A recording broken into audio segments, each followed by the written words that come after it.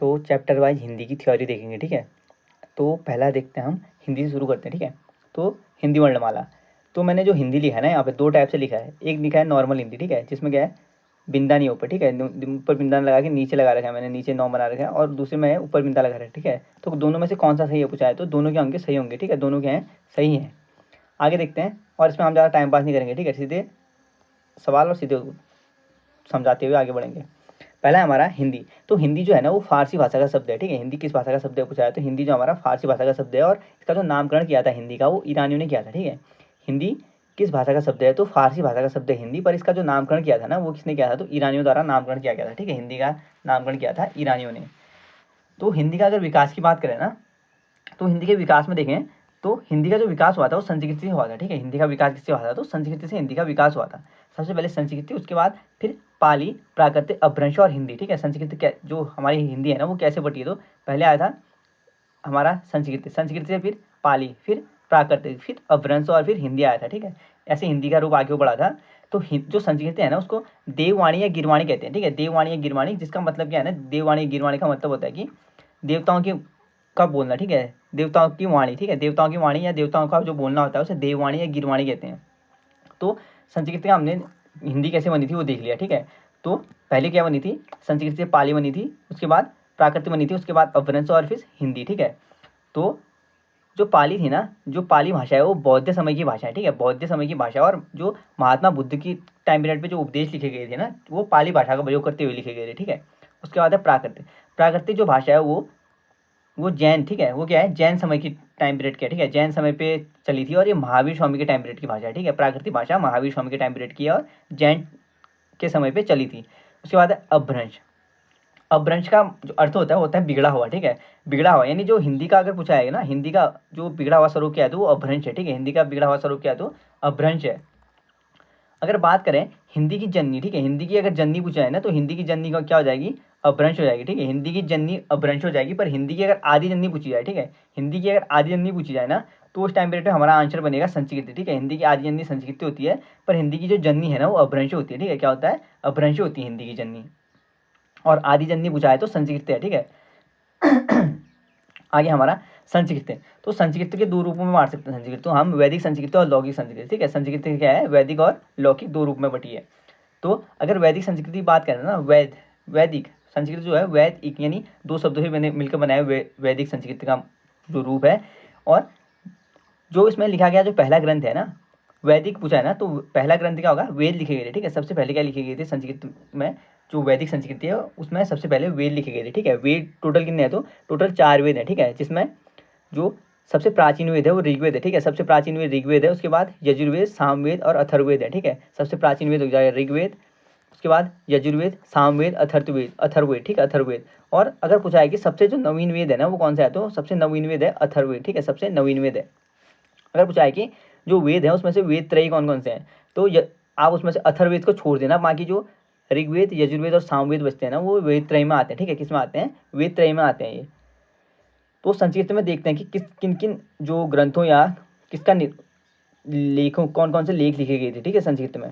तो संस्कृत की बात करें तो पहला जो है आरण्य, ठीक है, आरण्य संस्कृत में लिखे गए थे। उपनिषद, उपनिषद कितने 108 है ना, तो उपनिषदों का जो निर्माण हुआ था वो संस्कृत में हुआ था, ठीक है। उपनिषदों का निर्माण भी संस्कृत में हुआ था। और उपनिषदों में जो श्वेताक्षर उपनिषद है ना, श्वेताक्षर उपनिषद, इसमें क्या होता है ना, सर्वप्रथम भक्ति शब्द का प्रयोग किया गया था, ठीक है। श्वेताक्षर उपनिषद में सबसे पहले भक्ति शब्द का यूज किया गया था। और जो भक्ति है ना वो किससे बनी है, तो भज धातु से बनी है, ठीक है। भक्ति का जो निर्माण हुआ है वो भज धातु से हुआ है, जिसका मतलब क्या है, स्मरण करना, ठीक है। इसका मतलब क्या है, स्मरण करना है। आगे हमारा तो ब्राह्मण, तो ब्राह्मणों का जो लेख लिखे गए थे वो लिखे गए थे संस्कृत में, ठीक है, वो भी संस्कृत में लिखे गए थे। पुराणों की संख्या कितनी है, तो 18 है, ठीक है। पुराणों की संख्या 18 है, और जो 18 पुराण है वो भी संस्कृत में लिखे गए थे, ठीक है। और उपपुराण भी संस्कृत में लिखे गए थे। और संस्कृत यानी वैदिक संस्कृत की बात कर रहा हूँ मैं, वेद लिखे गए थे वैदिक संस्कृत में। और आरण्यक, उपनिषद, ब्राह्मण ग्रंथ, पुराण और उपपुराण, ये सब क्या लिखे गए थे। और ऋचाएँ, ऋचाएँ यानी संस्कृत के जो श्लोक थे ना, श्लोक या मंत्र, वो भी वैदिक संस्कृत में लिखे गए थे, ठीक है। और पुराणों की संख्या पूछी जाए तो पुराणों की संख्या 18 है और उपपुराणों की संख्या भी 18 है, ठीक है। आगे देखते हैं, आगे हमारा लौकिक संस्कृति। तो संस्कृति हमने दो रूप देखी है ना, एक देखा था वैदिक संस्कृति जिसमें वेदों की निर्माण होती है, दूसरा है लौकिक संस्कृति, ठीक है। तो लौकिक संस्कृति के बारे में देखते हैं। तो लौकिक संस्कृत में क्या होता है, ये लोक धन इन शब्द से बना है, ठीक है। किससे बना है, लोक धन एक शब्द से बना है लौकिक संस्कृत, और लिखा गया इसमें पहला ग्रंथ है, ठीक है। जो लौकिक संस्कृत है उसमें पहला जो ग्रंथ लिखा गया था वो अष्टाध्याय लिखा गया था, ठीक है। क्या लिखा गया था, अष्टाध्याय लिखा गया था। तो पूछा है कि अष्टाध्याय किस संस्कृत के किस भाषा में लिखा गया, तो लौकिक संस्कृत किस रूप में लिखा गया था, लौकिक संस्कृत में लिखा गया था, ठीक है, अष्टाध्याय। और अष्टाध्याय लिखा किसने था, तो पाणिनि लिखा था, ठीक है। अष्टाध्याय किसने लिखा था, पाणिनि लिखा था, और ये व्याकरण विषय पर आधारित है, ठीक है। अष्टाध्याय व्याकरण विषय पर आधारित है। इसमें क्या है, 8 अध्याय है, ठीक है। अष्टाध्याय मतलब होता है 8 अध्याय हो जिसके अंदर, ठीक है। और इसमें 400 श्लोक है, ठीक है। अष्टाध्याय में 8 अध्याय हैं और 400 श्लोक हैं, और पाणिनि ने लिखी थी, ठीक है ये। और इसमें जो 8 अध्याय है ना, प्रत्येक अध्याय में 4 पाद है, ठीक है। 8 अध्याय हैं, प्रत्येक अध्याय में 4 पाद है, ठीक है। 8 अध्याय, प्रत्येक अध्याय में 4 पाद, तो टोटल कितने हो गए, 32 पाद है, ठीक है। 32 पाद है इसमें। और इसका जो विषय है, कौन से विषय पूछा जाए कि अष्टाध्याय किस विषय पर आधारित है, तो अष्टाध्याय जो है ना वो व्याकरण विषय पर आधारित है, ठीक है। किस विषय पर है, तो व्याकरण विषय पर अष्टाध्याय आधारित है। अगला है पहला आदि ऐतिहासिक ग्रंथ। तो पहला जो आदि ऐतिहासिक ग्रंथ है ना, जो लौकिक संस्कृत में लिखा गया था, तो वो है, पूछाइए वो कौन सा है, तो रामायण, ठीक है। पहला जो आदि ऐतिहासिक ग्रंथ है जो लौकिक संस्कृत में लिखा गया था वो रामायण है, ठीक है। और रामायण की रचना किसने की थी, तो वाल्मीकि द्वारा, ठीक है। वाल्मीकि ने रामायण की रचना की थी, जिसमें 7 कांड है, ठीक है। रामायण में पूछा है कि कितने कांडों की संख्या कितनी है, तो 7 है। किसने की थी इसकी रचना, वाल्मीकि द्वारा, ठीक है। यह इसका जो निर्माण हुआ था आदि ऐतिहासिक ग्रंथ रामायण का, जो पहला आदि ऐतिहासिक ग्रंथ था, इसका निर्माण कौन सी भाषा में हुआ था, तो लौकिक संस्कृत में, ठीक है। लौकिक संस्कृत में हुआ था, जिसमें 24,000 श्लोक है, ठीक है। जिसमें क्या है, 24,000 श्लोक है रामायण में, और 7 कांड है, वाल्मीकि ने लिखा था। अगला है महाभारत, ठीक है। महाभारत क्या है, दूसरा आदि ऐतिहासिक ग्रंथ है, ठीक है। महाभारत क्या है, दूसरा आदि ऐतिहासिक ग्रंथ है जो लौकिक संस्कृत में लिखा गया है, ठीक है। पहला कौन सा है, रामायण है। और इसमें 18 पर्व है, ठीक है। 18 के हैं पर्व हैं। और ये जो महाभारत लिखी गई थी वो कृष्ण देव पायन, ठीक है, कृष्ण देव पायन द्वारा लिखी थी, ठीक है। इंपॉर्टेंट है, रामायण जो लिखी गई थी वो वाल्मीकि ने लिखी थी, पर जो महाभारत लिखी थी जो आदि ऐतिहासिक ग्रंथ का दूसरा है, ठीक है, दूसरा आदि ऐतिहासिक ग्रंथ है। इसमें 18 पर्व है, और कृष्ण द्वैवापन ने लिखी थी, ठीक है। किसने किसने लिखी थी, तो कृष्ण द्वैवापन ने लिखी थी। कृष्ण द्वैवापन महर्षि वेदव्यास, ठीक है। इनका पूरा नाम है महर्षि वेदव्यास, ठीक है। महर्षि वेदव्यास आता है, अगर पूछा कि पूरा नाम क्या है, तो कृष्ण द्वैवापन महर्षि वेदव्यास, ठीक है। आगे हमारा पर्व। तो जो पर्व होते हैं ना, पर्व को क्या क्या कहते हैं, तो पूछा है कि जो महाभारत में है उसमें कितने पर्व हैं, तो 18 पर्व हैं। कितने कांड है, 18 कांड है। खंड, सर्ग, प्रकाश और भाग, ये सब किसके हैं, तो पर्व के एक हिसाब से पर्यायवाची हैं, ठीक है। पर्व के पर्यायवाची क्या क्या है, तो खंड, कांड, सर्ग, प्रकाश और भाग जो है पर्व के पर्यायवाची हैं, ठीक है। महाभारत में कितने पर्व हैं, तो 18 पर्व हैं। और रामायण में कितने कांड हैं, तो 7 कांड है, ठीक है। 7 कांड है। महाभारत की रचना किसने की थी, तो वेदव्यास ने की थी महाभारत की रचना। और रामायण की रचना किसने की थी, तो वाल्मीकि ने की थी, ठीक है। किसने की थी, वाल्मीकि ने की थी। आगे देखते हैं, आगे हमारा व्याकरण। तो व्याकरण जो होता है ना, व्याकरण का अगर अर्थ देखें तो व्याकरण का अर्थ अगर जो होता है वो होता है टुकड़े करना, ठीक है। किसी चीज़ का अगर टुकड़े करते हैं तो उसको हम व्याकरण कहते हैं, ठीक है। यानी भली भांति समझना, ठीक है। टुकड़े करके भली भांति समझना ही क्या है, व्याकरण है। जैसे अगर व्याकरण की संधि देखें तो व्याकरण बनाए विधन आकरण शब्द है, ठीक है। विधन आकरण शब्द से बनाए, जिसका मतलब क्या है, जिसमें ई धन आग मिलके य बनता है, ठीक है। ई धन आ मिलके य बनता है, यानी कि इसमें यण संधि होती है, ठीक है। व्याकरण में पूछा कि कौन सी संधि है, तो व्याकरण में यण संधि होती है। आगे हमारा उपसर्ग। तो उपसर्ग की बात करें तो वी उपसर्ग है, ठीक है। वी प्लस आ बराबर, इसका जो अगर अलग करना दिखे ना, वी का अर्थ होता है अलग करना, ठीक है। वी का अर्थ क्या होता है, अलग करना होता है। और जो हमारा आ का अर्थ होता है ना, उसका अर्थ होता है इधर या तक, ठीक है। अलग करना या तक, यानी यहाँ तक अलग करना। इनका जो मूल शब्द है करठा है, ठीक है। मूल शब्द अगर व्याकरण में कौन सा मूल शब्द है, तो करठा मूल शब्द से बना है व्याकरण, जिसका अर्थ है साधन, ठीक है। क्या है, साधन है जिसका अर्थ है। आगे देखते हैं व्याकरण के भाग, ठीक है। व्याकरण के 4 भाग होते हैं, ठीक है। व्याकरण के कितने भाग होते हैं, पूछा कि व्याकरण के कितने भाग होते हैं, तो व्याकरण के टोटल 4 भाग होते हैं, जिसमें पहला है वर्ण विभाग, ठीक है। वर्ण, शब्द, पद और वाक्य, ठीक है। वर्ण, शब्द, पद और वाक्य, ये क्या है, व्याकरण के 4 विभाग है, ठीक है। यानी वर्ण विभाग, शब्द विभाग, पद विभाग और वाक्य विभाग, ठीक है। तो अगर हम एक बार पहले वर्ण विभाग की बात करते हैं, ठीक है। वर्ण विभाग में क्या क्या आते हैं ना, जैसे वर्ण विभाग है, यानी वर्णमाला और संधि आएंगी, ठीक है। वर्ण विभाग में क्या क्या पढ़ेंगे हम, वर्णमाला और संधि पढ़ेंगे। तो वर्ण जैसे स्वर व्यंजन हो गए, ठीक है। स्वर और व्यंजन क्या है, वर्ण आ गए। और स्पर्श व्यंजन, अंत्येष्टि व्यंजन, उसमें व्यंजन, ये व्यंजन में आ गए, ठीक है। और अल्पप्राण, महाप्राण हो गए। उसके बाद अघोष, सघोष, अनुस्वर, अनुनासिक और विसर्ग, ठीक है। ये सब केस में आते हैं, तो ये सब आएंगे वर्णमाला के अंतर्गत, ठीक है। उसके बाद हम दूसरा जो हम देखेंगे वर्ण विभाग में, वो देखेंगे संधि, ठीक है। संधि देखेंगे, संधि में स्वर संधि, व्यंजन संधि और विसर्ग संधि पढ़ेंगे। उसके बाद हमारा दूसरा विभाग शब्द विभाग, ठीक है। शब्द विभाग में देखेंगे सार्थक शब्द, निरर्थक शब्द, विकारी, अविकारी, रूढ़, यौगिक, योग रूढ़, तत्सम, तद्भव, देशज, विदेशज, संकर, पर्यायवाची, विलोम, उपसर्ग और प्रत्यय, ठीक है। ये किसमें देखेंगे तो ये शब्द विभाग में देखेंगे, ठीक है। और वाक्यांश के लिए एक शब्द भी इसी में आएगा और समभिन्नार्थ शब्द भी इसी में आएंगे, ठीक है। और समश्रुति भिन्नार्थ शब्द भी इसी में आएंगे और समास भी किसी में आएंगे। हमारा जो दूसरा भाग है व्याकरण का शब्द विभाग उसी में आएंगे, ठीक है। तीसरा हमारा पद विभाग है, ठीक है। पद विभाग में संज्ञा, सर्वनाम, लिंग, वचन, कारक आएंगे और क्रिया, विशेषण, अव्यय, ठीक है। अव्यय कितने प्रकार के होते हैं तो अव्यय 4 प्रकार के होते हैं, ठीक है। कौन कौन से अव्यय पढ़ेंगे इसमें हम? क्रिया, विशेषण, संबंध, समुच्चय और विषमयादि बोधक, ठीक है। क्रिया विशेषण अव्यय, संबंधवाचक अव्यय या संबंध बोधक अव्यय, समुच्चय बोधक अव्यय और विषमयादि बोधक अव्यय, ठीक है। आगे देखते हैं। तो अगला हमारा जो चौथा पार्ट है ना व्याकरण का, चौथा भाग जो है वो है वाक्य विभाग, ठीक है। वाक्य विभाग है जिसमें वाक्य की रचना करना, ठीक है। रचना करना देखेंगे हम और अर्थ के आधार पर वाक्य देखेंगे, मुहावरे देखेंगे, लोकोक्ति और विराम चिन्ह देखेंगे, ठीक है। तो बता चुका हूँ मैं व्याकरण के टोटल 4 भाग होते हैं, वर्ण, शब्द, पद और वाक्य, ठीक है। वर्ण, शब्द, पद और वाक्य एक हैं व्याकरण के 4 विभाग हैं। आगे देखते हैं। आगे हमारा वर्णमाला। तो वर्णमाला जो है ना या वर्ण विचार, वर्णमाला जो है वो वर्णधन माला, ठीक है। अगर तोड़ के देखें तो वर्णधन माला 2 शब्दों से मिलकर बनाया ये, जिसका पंक्ति या कतार होता है, ठीक है। जिसका अर्थ क्या होता है? पंक्ति या कतार होता है। अगर परिभाषा देखें तो वर्णों का जो व्यवस्थित समूह होता है ना उसको वर्णमाला कहते हैं, ठीक है। कई एग्जाम में पूछा जा चुका है कि वर्णों के व्यवस्थित समूह को क्या कहते हैं, तो वर्णमाला कहा जाता है, ठीक है। वर्णों के व्यवस्थित समूह को। वर्ण या जो अक्षर होता है ना, वर्ण या अक्षर या ध्वनि, ठीक है। वर्ण या अक्षर या ध्वनि अगर इनके बढ़ते क्रम को देखें तो हमारा जो क है ना, क हम सिंपल लिखेंगे तो उसके नीचे हलंत होगा तो ये क्या होगा? हमारा वर्ण होगा, ठीक है। अगर हलंत लग गया तो ये क्या हो गया? हमारा ये हो जाएगा हमारा अक्षर, ध्वनि या वर्ण। तो अगर देखा जाए तो जो इसके बाद बनता है, ठीक है, वर्णों के जो मेल से बनता है वो शब्द बनता है, ठीक है। वर्णों के मेल से शब्द बनता है, उसके बाद शब्द के बाद पद आता है, ठीक है। तो बड़ा करके लिखा है, ठीक है। पहले सबसे छोटा रूप हमारा क्या होता है? वर्ण होता है, ठीक है। व्याकरण में सबसे छोटा रूप पहले वर्ण आता है, उसके बाद क्या आता है? शब्द आता है, ठीक है। फिर आता है पद, फिर आता है पदबंध और फिर उपवाक्य और वाक्य। तो वर्ण समझ में आ गया आपको। उसके बाद हमारा शब्द, शब्द जैसे वर्णों के समूह से मिलकर बनते हैं, ठीक है, शब्द। और जो शब्द है ना उसके समूह से मिलकर पद बनेंगे, ठीक है।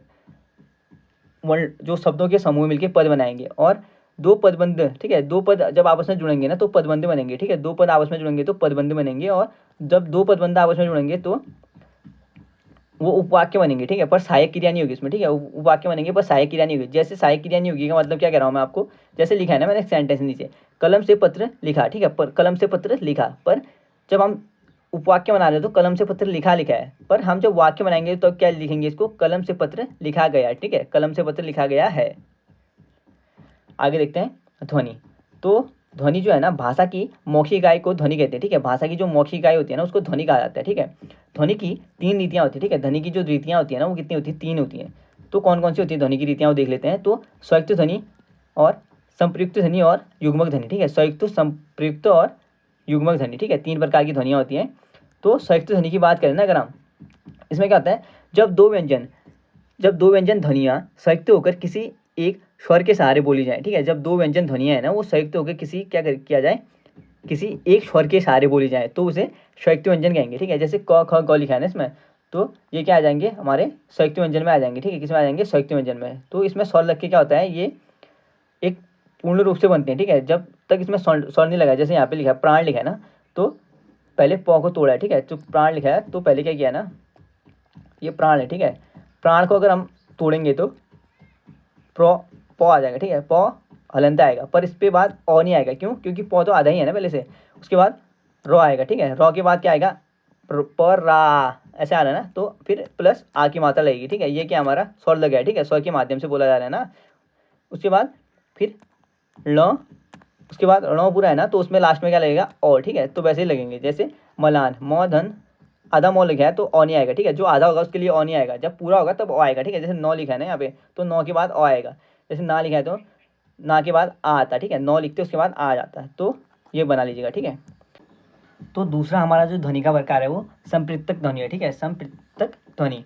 तो इसमें क्या होता है ना, जब 2 ध्वनियाँ के बीच उसी वर्ग का अधूरा व्यंजन आकर जुड़ जाए, ठीक है। यानी कहने का मतलब ये है ना, जैसे हमारे हिंदी में हम वर्गों की बात करें तो वर्णमाला में हमारे 5 वर्ग होते हैं, ठीक है। व्यंजनों की 5 वर्गों में बांटा गया है, क च ट त प करके। तो ये कहा जा रहा है कि यदि ध्वनियों के बीच में उसी वर्ग का एक अधूरा व्यंजन जुड़ जाए तो उसे क्या कहेंगे? उसे संपृक्त ध्वनि कहेंगे, ठीक है। जब क्या होता है, ध्वनियों के बीच में उसी वर्ग का अधूरा व्यंजन जुड़ जाए तो उसे संपृक्त ध्वनि कहेंगे, ठीक है। तो जैसे चंबल दिया है ना यहाँ पे, तो चंबल में क्या रखा है, च आधा म ब और ल, यानी अगर हम, ये कौन से वर्ग का है, पहला वर्ग हमारा क, उसके बाद क च ट त, उसके बाद आता है प, तो लास्ट में हमारा प वर्ग आता है ना, प के बाद आता है प फ ब भ और म, यानी ब और म क्या है, एक ही वर्ग के हो गए ना, प वर्ग के हो गए ब और म। तो इस आधार पे क्या कहा जा रहा है, परिभाषा इसकी ये है ना, जब हमारे जो शब्द होंगे उसमें जो हमारे जो शब्द हैं उनमें से एक ही वर्ग के, ठीक है, एक ही वर्ग के दो शब्द होंगे और जो एक शब्द होगा ना वो अधूरा होगा, ठीक है, पहला शब्द अधूरा होगा, तो ये क्या हो जाएगा, हमारा संपृक्त व्यंजन हो जाएगा, ठीक है। यानी दो ध्वनियों के बीच उसी वर्ग का अधूरा व्यंजन आकर जुड़ जाए तो उसे संपृक्त ध्वनि कहेंगे, ठीक है। तो ये हो गया, ठीक है। जैसे संबल में हो गया, ब और म सेम हो गए, कंबल में हो गया, डंबल में हो गया, ठीक है, और चंचल में हो गया। तो आप इनको बना लीजिएगा, जैसे मैं कह रहा हूँ, समझ में नहीं आया तो कमेंट कर लीजिए, मैं शॉर्ट वीडियो बना के फिर से समझा दूंगा आपको। आगे हमारा युग्मक ध्वनि। तो युग्मक ध्वनि क्या होती है ना, युग्मक ध्वनि में होता है जैसे जब एक ही ध्वनि या द्वित क्या होता है, आगे समझाता हूँ, ठीक है। द्वित यानी दो बार हो जाए, ठीक है, जब एक ही ध्वनि हो वो दो बार आ जाए, ठीक है, उसे क्या कहेंगे, युग्मक ध्वनि कहेंगे, ठीक है, उसे कहेंगे युग्मक ध्वनि कहेंगे। जैसे दिल्ली है, दिल्ली कैसे लिखा गया है, दी आधा ल फिर और ल, ठीक है, दिल्ली ऐसे लिखा गया ना। तो द्वित व्यंजन क्या होता है, जब दो बार आता है, ठीक है, एक व्यंजन दो बार आता है, जैसे ल और ल दो बार आए ना, ये दोनों ल, तो क्या हो गया, द्वित व्यंजन हो गया, ठीक है। जैसे चम्मच हो गया, च म च ऐसे लिखे ना कुछ अगर शब्द। जैसे उल्लास लिखा है, ठीक है, यहाँ पे क्या दिया, उल्लास लिखा है ना मैंने एग्जाम्पल में, उल्लास में कैसे लिखा है मैंने, उ ल ला स, यानी कि हमारा जो उल्लास लिखा गया उसमें दो लॉ आ गए हैं, यानी एक लॉ दूसरे लॉ पे आ गया, ठीक है, ऐसे कहेंगे, द्वित व्यंजन कहते हैं, ठीक है, द्वित व्यंजन कहा जाता है, एक लॉ जब दूसरे लॉ के ऊपर आता है द्वित व्यंजन कहते हैं, ठीक है इसको। तो कहा ये जा रहा है ना, जो हमारा युग्मक ध्वनि होगा, युग्मक ध्वनि मतलब जोड़ा, ठीक है, जोड़ा होगा, जैसे युग्मक ध्वनियाँ सेम होनी चाहिए, ठीक है, एक ही ध्वनि या द्वित जब दो बार आ जाए तो उसे युग्मक ध्वनि कहेंगे। समझ में आ गया ना, जैसे दिल्ली में दो लॉ आए हैं तो ये क्या है, युग्मक ध्वनि का उदाहरण है, ठीक है। आगे हमारा अक्षर। तो अक्षर की परिभाषा ये है ना, अक्षर की परिभाषा होता है न क्षरति इति अक्षरा, ठीक है, न क्षरति इति अक्षरा, यानी अर्थात जिन ध्वनियों या वर्णों को, ठीक है, जिन ध्वनियों या वर्णों का ना क्षरण या परिवर्तन नहीं होता, ठीक है, जिन ध्वनियाँ यानी जो ध्वनियाँ ना, जिन ध्वनियों का कोई परिवर्तन नहीं होता, या उन जो हमारी ध्वनियाँ होती हैं वो समाप्त नहीं होती है, ठीक है। अक्षर यानी क्षर से बना है, ठीक है, अक्षर यानी क्षर बना है, यानी क्षर मतलब क्षर जो होता है ना उसको मतलब होता है समाप्ति, और आगे लगाते हो यानी उसका विलोम हो गया ना, यानी जिसकी समाप्ति नहीं की जा सकती वो ध्वनियाँ होती है, ठीक है, सीधी सीधी बात ये है। यानी जिन ध्वनियों या वर्णों में क्षरण या परिवर्तन नहीं होता है, जिनका क्षरण या परिवर्तन नहीं होता है उसे अक्षर कहते हैं, ठीक है। जैसे अ ई उ री, ठीक है, अ ई उ री के हमारे अक्षर है, ठीक है। तो अक्षर के जो भेद हो जाएंगे वो दो भेद होते हैं, एक होता है मुक्ताक्षर, एक होता है बद्धाक्षर, ठीक है, मुक्ताक्षर और बद्धाक्षर। तो मुक्ताक्षर के में क्या होता है ना, जिसकी अंतिम ध्वनि स्वरों से मुक्ताक्षर कहेंगे, ठीक है, जिसकी अंतिम ध्वनि स्वरों से मुक्ताक्षर कहेंगे। पर बद्धाक्षर क्या होता है, जिसका जो अंतिम ध्वनि हो ना वो व्यंजन हो, उसे बद्धाक्षर कहेंगे, ठीक है। तो अंतिम ध्वनि जिसकी स्वर हो, यानी कि उदाहरण देख लेते हैं, जैसे लिखा है हमने एक लिखा है, एक को अगर हम तोड़ें तो कैसे लिखेंगे, ए धन क धन हलंत आएगा, ठीक है, इसमें हलंत नहीं लगा रखा है मैंने, तो अ ऐसे हो जाएगा ना। यानी इसका हमारा जो अंतिम जो हमारा आउटपुट निकला है, अंतिम जो हमारा जो ध्वनि स्वर निकला ना वो क्या निकला, हमारा स्वर निकला ना, अंतिम जो ध्वनि निकली वो स्वर निकली, तो ये क्या हमारा मुक्ताक्षर हो गया, ठीक है। यानी मुक्ताक्षर का मतलब होता है मुक्त अक्षर, ठीक है, मुक्त अक्षर या स्वतंत्र स्वर। तो हमें अंतिम जो हमारा मुक्ताक्षर में क्या होता है, अंतिम जो हमें क्या मिलेगा, स्वर मिलेगा, ठीक है, अंतिम रूप में हमें स्वर मिलेगा। पर मैंने बोला मुक्ताक्षर में तो स्वर मिलता है, पर जो वृद्धाक्षर होता है उसमें क्या मिलता है, व्यंजन मिलता है, ठीक है। इसका भी एक उदाहरण दे लेते हैं। तो वृद्धाक्षर में जैसे दिया है ना, जिसका अंतिम ध्वनि व्यंजन हो उसे वृद्धाक्षर कहेंगे। तो जैसे हमें परिषद दिया है ना एक शब्द, तो परिषद दिया है, तो परिषद में क्या किया गया है, इंपॉर्टेंट है, ठीक है, याद रखिएगा। परिषद में हमें दिया गया है प हलंत लगा है, ठीक है, धन ओ धन रो धन ई, उसके बाद फिर आएगा सौ, फिर आएगा अ, फिर आएगा दो, ठीक है, दो में हलंत लगेगा, क्यों, क्योंकि हमारा जो अंतिम जो है ना परिषद कैसे लिखा आता है, परिषद लिखते हैं ऐसे, परिषद, ठीक है, परिषद ऐसे लिखा जाता है। तो हमारा जो अंतिम जो है ना, ये दो लिखा गया है, इस दो में हलंत लगा है, इसका मतलब क्या है, इसमें स्वर नहीं है। अगर स्वर होता तो ये दो कैसे लिखा जाता, सिंपल सा दो लिखा जाता है। ठीक है, तो इसमें क्या है, स्वर उपस्थित नहीं है, इसलिए इसको ऐसे लिखा गया। तो इसमें क्या हो गया हमारा, सीधे सीधे हम इसको क्या पढ़ेंगे, ये हमारा एक वृद्धाक्षर जो ध्वनि है उसका उदाहरण है। ठीक है, वृद्धाक्षर ध्वनि का उदाहरण है। क्योंकि कैसे, क्योंकि इसमें जो अंतिम हमें जो मिला है ना, वो क्या मिला, ध्वनि व्यंजन मिली है। ठीक है, अंतिम जो हमारा जो मिला है वो ध्वनि व्यंजन है। आगे देख तो, और वृद्धाक्षर का अगर पूछा है ना, अर्थ क्या होता है, तो वृद्धि अक्षर, ठीक है, यानी बधा हुआ अक्षर है। ठीक है, क्या है, बधा हुआ अक्षर है। अगर पूर्ण कैसे होता है ये, अगर दो पूरा होता है तो क्या होता है, पूर्ण होता है। ठीक है, पर दो पूर्ण होता है तो किस में आता है, ये मुक्ताक्षर में आ जाता है। ठीक है, आगे देखते हैं वर्ण। ठीक है, तो वर्ण जो होते हैं ना, हमारे हमारे व्याकरण में जो वर्णों की संख्या होती है वो 52 होती है। ठीक है, कितनी है, 52 वर्ण है। ठीक है, कितने हैं, 52। अगर इन 52 वर्णों को हम अलग अलग बांटें तो किस आधार पर बांटेंगे, ये देखना है हमने। ठीक है, तो वर्ण, अगर हम वर्ण के पर्यायवाची शब्द लेके बैठे तो वर्ण के जो पर्यायवाची शब्द हो जाएंगे वो कौन कौन से हो जाएंगे, अक्षर, रंग, ध्वनि, जाति और प्रकार। ठीक है, अक्षर, रंग, ध्वनि, जाति और प्रकार, ये वर्णों के पर्यायवाची हो जाएंगे। ठीक है, वर्ण के पर्यायवाची।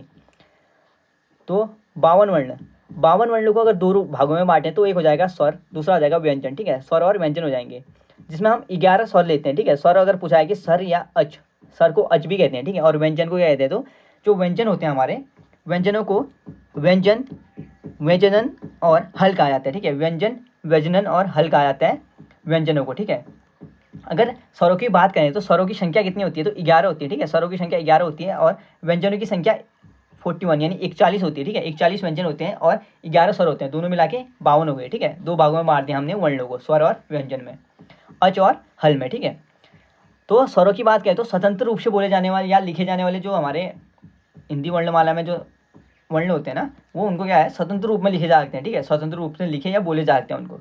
पर जो हमारे व्यंजन होते हैं उनको जो स्वतंत्र, जो स्वरों की सहायता से बोले जाएं और जो स्वर जो क्या है स्वतंत्र ना हो। ठीक है, यानी परतंत्र या अधीन हो। ठीक है, जो स्वरों के अधीन हो या स्वरों की सहायता से बोले जाते हैं उन्हें व्यंजन कहेंगे। ठीक है, मैं इन दोनों को कंपैरिजन करके इसलिए पढ़ा रहा हूँ क्योंकि दोनों का डिफरेंस पता चले। ठीक है, डिफरेंस पता चले और परिभाषा कन्फ्यूजन ना हो। ठीक है, ज़्यादा जो ह्रस्व स्वर, तो स्वर जो है ना उनको हम दो भागों में बांट सकते हैं। ठीक है, एक हमारा ह्रस्व स्वर, दूसरा हमारा दीर्घ स्वर। ठीक है, ह्रस्व स्वर में जो ह्रस्व स्वरों को हम मूल स्वर, लघु स्वर, अक्षर स्वर, खंडित स्वर, नैसर्गिक स्वर और एकमात्रिक स्वर कहते हैं। ठीक है, मैंने यहाँ पे सब लिख रखा है। यहाँ पे ह्रस्व स्वर को कहते हैं लघु स्वर, मूल स्वर, अक्षर स्वर, अखंडित स्वर, नैसर्गिक स्वर और एकमात्रिक स्वर, ये किसको कहते हैं, ह्रस्व स्वर को कहेंगे। ठीक है, दूसरा है हमारा दीर्घ स्वर। दीर्घ स्वर को क्या कहते हैं, तो गुरु स्वर, खंडित स्वर। ठीक है, जैसे अखंडित हस्तों को रहते हैं तो ये क्या हो जाएगा, खंडित स्वर हो जाएगा। ठीक है, कृत्रिम स्वर, द्विमात्रिक स्वर और संधि स्वर, ये क्या हो जाएंगे, हमारे दीर्घ स्वर हो जाएंगे। ठीक है, तो अगर हम ह्रस्व स्वर की बात करें तो ह्रस्व स्वर में कौन कौन से आएंगे हमारे स्वर, तो अ, ई, उरी। ठीक है, अ, ई, उरी ऐसे याद कर लीजिए। तो अ, ई, उरी जो है वो हमारे ह्रस्व स्वर में आ जाएंगे। ठीक है, और इन्हें लघु स्वर, मूल स्वर, अक्षर, अखंडित, नैसर्गिक और एकमात्रिक स्वर कहेंगे ह्रस्व स्वर को। दूसरा हमारा दीर्घ स्वर। दीर्घ स्वर की बात करें तो दीर्घ स्वर में कौन कौन से स्वर आएंगे, तो आ, बाकी जो सब बच गए ना, जैसे आ, ई, उ, ए, ऐ, ओ और औ, ये सारे किस में आएंगे, तो ये आएंगे दीर्घ स्वर में। ठीक है, किस में आएंगे, दीर्घ स्वर में आएंगे। ठीक है, तो टोटल ये 7 हो गए और ऊपर के 4 हो गए। ठीक है, टोटल 11 हो गए। उसके बाद जो दीर्घ स्वर को कहा जाता है गुरु स्वर, खंडित स्वर, कृत्रिम स्वर, द्विमात्रिक स्वर और संधि स्वर, ये सब हम दीर्घ स्वर को कहते हैं। तो दीर्घ स्वरों को की अगर हम बांटें तो दीर्घ स्वरों को भी दो भागों में बांट सकते हैं। ठीक है, एक होगा हमारा सजातीय स्वर और दूसरा हो जाएगा विजातीय या संयुक्त स्वर। सजातीय मतलब सेम, जिनकी जो रचना है सेम टाइप से हो रखी है। ठीक है, और विजातीय मतलब जो अलग अलग तरीके से जुड़े हैं। ठीक है, तो अलग अलग करके जुड़ रखे हैं। जैसे पहला हमारा आ है, यानी अ प्लस अ मिलके आ बना है ना, तो सजातीय यानी सेम से मिला है। दूसरा है बड़ी है, बड़ी कैसे बनी है, छोटी और छोटी मिलके बड़ी ही बनी है। ठीक है, और तीसरा जो है वो है ऊ। ठीक है, बड़ा ऊ, यानी छोटा ऊ मिलके बड़ा ऊ बनाए। ये तीनों क्या हो गए, एक जैसे मिले हैं ना, जैसे अ मिलके आ, ई मिलके बड़ी ई, ऊ मिलके बड़ा ऊ। ठीक है, सेम है ये। उसके बाद हमारा ए, तो ए जो हो जाएगा ना, अ प्लस ए मिलके क्या हो जाएगा, ए हो जाएगा। ठीक है, और अ प्लस छोटा ए मिलके, ठीक है, अ प्लस छोटा ए मिलके क्या हो जाएगा, बड़ा ए हो जाएगा। ठीक है, बड़ा ए हो जाएगा। और अ प्लस ऊ मिलके ओ हो जाएगा। ठीक है, अ प्लस ऊ मिलके ओ हो जाएगा। और अ प्लस औ मिलके ओ हो जाएगा। ठीक है, अ प्लस औ मिलके औ हो जाएगा, अ प्लस ओ मिलके औ हो जाएगा। तो ये क्या है, विजातीय है। ठीक है, यानी ये एक में अ ए मिला है, दूसरे में अ या ई मिला है, फिर अ उ मिला है, तो अलग अलग जातियाँ हैं ना। अ के साथ अ तो नहीं मिल रखा है, तो अ के साथ अ मिलता है तो सेम जाति हो जाता है, पर उससे निर्माण किससे होता है, आ का होता है, तो अलग अलग मिल रखे हैं। तो इसलिए क्या है, ये विजातीय स्वर है, ठीक है, ये क्या है, विजातीय स्वर है। तो हमने देख लिया इसमें, हमने वर्ण देखे, वर्ण में स्वर और व्यंजन देखे, और स्वरों में हर्ष स्वर दीर्घ स्वर देखे, और दीर्घ स्वर के दो टाइप देखे हमने, कौन कौन से, सजातीय और विजातीय स्वर। सजातीय स्वर वही सर जो एक से मिलके, ठीक है, एक से, जैसे अ है तो सेम सेम से मिलके बने हैं, आ हो गया, ई इस टाइप से, ठीक है। तो अ मिलके आ बना है, ई मिलके ई बना है, उ मिलके उ बना है, यानी सेम से मिले हैं। तो जो अलग अलग से मिले हैं वो विजातीय हो गए, जो सेम से मिले हैं वो सजातीय हो गए, ये दीर्घ स्वर के भाग है, ठीक है। आगे हमारा व्यंजन। तो व्यंजन हमने जो पढ़ा था, व्यंजन जो होता है ना, व्यंजन को व्यंजन और हल कहा जाता है, ठीक है, व्यंजन को व्यंजन और हल कहते हैं। हमने पढ़ा था वर्णों की टोटल संख्या 52 होती है, ठीक है, टोटल संख्या वर्णों की 52 होती है, पर इन जो 52 वर्णों में 41 हल होते हैं, 41 क्या होते हैं, हल, यानी कि 41 व्यंजन होते हैं, और 11 हमारे क्या हो जाते हैं, स्वर हो जाते हैं, टोटल क्या हो जाता है, 52 हो जाता है, ठीक है, तब टोटल 52 होता है। तो अगर बात करें व्यंजनों की, तो जो स्वरों की सहायता से बोले जाते हैं, या जो स्वरों के परतंत्र होते हैं या स्वरों के अधीन होते हैं, उन्हें व्यंजन कहा जाता है, ठीक है, उन्हें क्या कहा जाएगा, व्यंजन कहा जाएगा। तो आगे देखते हैं, आगे हमारा स्वरों में मात्राओं की संख्या। तो स्वरों में अगर मात्राओं की संख्या की बात करें ना, तो हमारा जो पहला स्वर है अ, अमात्रिक स्वर होता है, ठीक है, क्या होता है, अमात्रिक स्वर या उदासीन स्वर होता है। इसको अमात्रिक स्वर कहने का कारण ये है ना, कि स्वर जो है उसमें कोई भी मात्रा नहीं होता है, ठीक है, वो अमात्रिक है, वो उदासीन है, ठीक है, कोई भी मात्रा नहीं है के लिए। उसके बाद आता है ई, ठीक है, ई उरी, यानी हमने क्या पढ़े, हमने पहले ई उरी पढ़े ना। जो हमारे हस्तों थे, तो वैसे ही पढ़ेंगे, ठीक है, सीरियल वाइज हम, क्योंकि कन्फ्यूजन ना बने हमें, क्या हो, सीरियल वाइज पढ़ें, याद भी हो और वैसे भी काम आए। तो हमारा ओ या अमात्रिक स्वर, ठीक है। उसके बाद आता है ई। तो ई जो है हमारा, वो उसकी मात्रा होती है ये, ठीक है।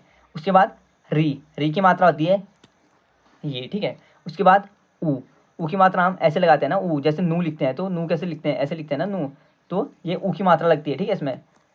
उसके बाद हमारा क्या आता है, उसके बाद आता है आ, ऊ तक देख लिया, उसके बाद आ आएगा, तो ये हम दीर्घ स्वर देख रहे हैं, ठीक है। आ की मात्रा होती है ये, ई की मात्रा होती है ये, ठीक है, आ की मात्रा हो गई ये, ई की मात्रा हो गई ये।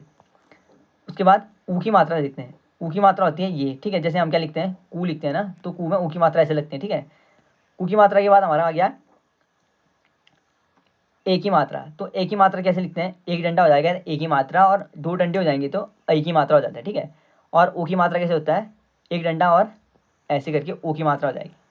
और औ की मात्रा, औ में सेम बड़ी ए की तरह, और नीचे से एक डंडा ही हो जाएगा औ, ठीक है। तो ये हमने देखी मात्राएं, ठीक है, मात्राएं कैसे लगती हैं करके। उसके बाद है स्वरों का वर्गीकरण, ठीक है। स्वरों को दिखाया था हम टोटल 6 रूपों में, 6 तरीके से बांट सकते हैं, ठीक है। स्वरों को हम टोटल कितने तरीके से बांट सकते हैं, तो 6 तरीकों से बांट सकते हैं। पहला अगर बात करें तो मात्रा के आधार पर, ठीक है, मात्रा के आधार पर स्वरों की बात करें तो 3 प्रकार के स्वर बांट सकते हैं, ठीक है, जैसे एक मात्रिक, द्विमात्रिक, त्रिमात्रिक।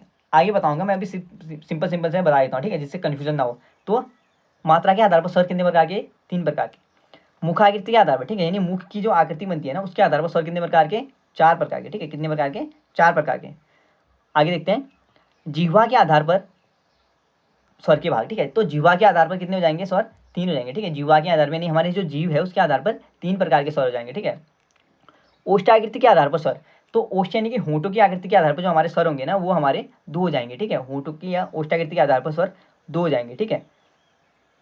आगे हमारा उच्चारण पर्यटन के आधार पर स्वर, यानी जो हम उच्चारण करेंगे ना, उसके आधार पर स्वर कितने हो जाएंगे, तो 6 हो जाएंगे, ठीक है, कितने हो जाएंगे, 6 हो जाएंगे उच्चारण के आधार पर स्वर। अगला हमारा कौवे के आधार पर स्वर। कौवे मतलब क्या होता है ना, ये हमारा जो गला है, ठीक है, यहाँ पे जो हमारी नाली होती है ना, उसके आधार पर जो स्वर होता है वो कितने होते हैं, वो होते हैं 2 प्रकार के, ठीक है। कितने होते हैं, 2 प्रकार के होते हैं कौवे के आधार पर स्वर। तो एक बार रिपीट करा देता हूँ मैं फटाफट से आपको। स्वरों की जो वर्गीकरण किया जाता है 6 प्रकार से किया जाता है, ठीक है। मात्रा के आधार पर स्वर, यानी कितनी मात्राएं लगी, एक मात्रिक, द्विमात्रिक, त्रिमात्रिक, उसके आधार पर 3 प्रकार के स्वर होते हैं। मुखाकृति के आधार पर 4 प्रकार के स्वर होते हैं, जैसे मुखाकृति लिखा है ना, 4 शब्द हैं तो 4 प्रकार के स्वर, ऐसे याद कर लीजिए, ठीक है इसको। और जीवा लिखा है ना, जीवा में 3 लिखा है, 3 शब्द हैं तो जीवा 3 प्रकार के स्वर, ठीक है। उसके बाद ओष्ठाकृति, तो ओष्ठ धन आकृति, 2 शब्द जुड़े हैं ना, ओष्ठ धन आकृति, यानी कि 2 प्रकार के स्वर, ठीक है। उच्चारण पर्यटन के आधार पर, तो उच्चारण के आधार पर क्या, 6 प्रकार के स्वर, ठीक है। कौवे की स्थिति के आधार पर 2 प्रकार के स्वर। आगे देखते हैं मात्रा के आधार पर स्वर। तो मात्रा के आधार पर, जैसे मैंने पहला था ना, मात्रा के आधार पर स्वर बताया था, एक मात्रिक, द्विमात्रिक, त्रिमात्रिक बताया था मैंने। तो जो मात्रा के आधार पर स्वर होते हैं वो एक मात्रिक होते हैं जिसे ह्रस्व स्वर कहते हैं, ठीक है। द्विमात्रिक होते हैं जिसे दीर्घ स्वर कहते हैं, और त्रिमात्रिक होते हैं जिसे प्लुत स्वर कहते हैं, ठीक है। तो एक मात्रिक स्वर देखते हैं परिभाषा। एक मात्रिक स्वर जिन स्वरों का उच्चारण करते समय एक मात्रा का समय लगे, ठीक है, जिन स्वरों का उच्चारण करते समय एक मात्रा का समय लगे उसे एक मात्रिक स्वर कहा जाता है, ठीक है। उसे क्या कहा जाएगा? एक मात्रिक स्वर कहा जाएगा। जैसे हमारा ई उ री, ठीक है, ई उ री एक मात्रिक। मैंने इसमें जो हमारा अ है उसको काटा क्यों है पता है आपको? अ को काट इसलिए रखा है क्योंकि मैंने बताया था अ जो है ना हमारा उदासीन स्वर है। क्या है? उदासीन स्वर है या अमात्रिक स्वर है, तो हम इसको एक मात्रिक स्वर में नहीं रख सकते, ठीक है। तो हमारा एक मात्रिक स्वर हो जाएगा ई उ और री, ठीक है, एक मात्रिक स्वर है हमारे। उसके बाद हमारा द्विमात्रिक स्वर।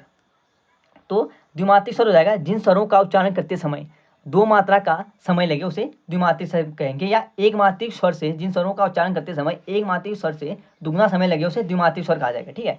जैसे हमारा आ ई उ ए ऐ ओ औ, ठीक है, आ ई उ ए ऐ ओ औ, ये क्या हो जाएंगे? हमारे द्विमात्रिक स्वर हो जाएंगे, ठीक है। पहले हमने क्या पढ़ा था? ह्रस्व स्वर और दीर्घ स्वर पढ़े थे। ह्रस्व स्वर में हमने अ ई उ री पढ़ा था, अ को हटा देना वो एक मात्रिक स्वर आ जाएगा।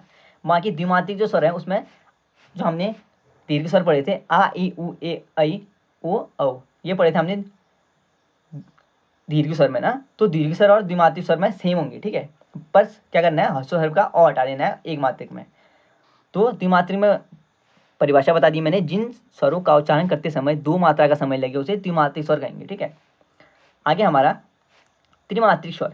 तो त्रिमात्रिक स्वर जैसे पुलुत स्वर, ठीक है, इनका जो प्रयोग किया जाता है ना, पहले मैं परिभाषा बता देता हूँ आपको।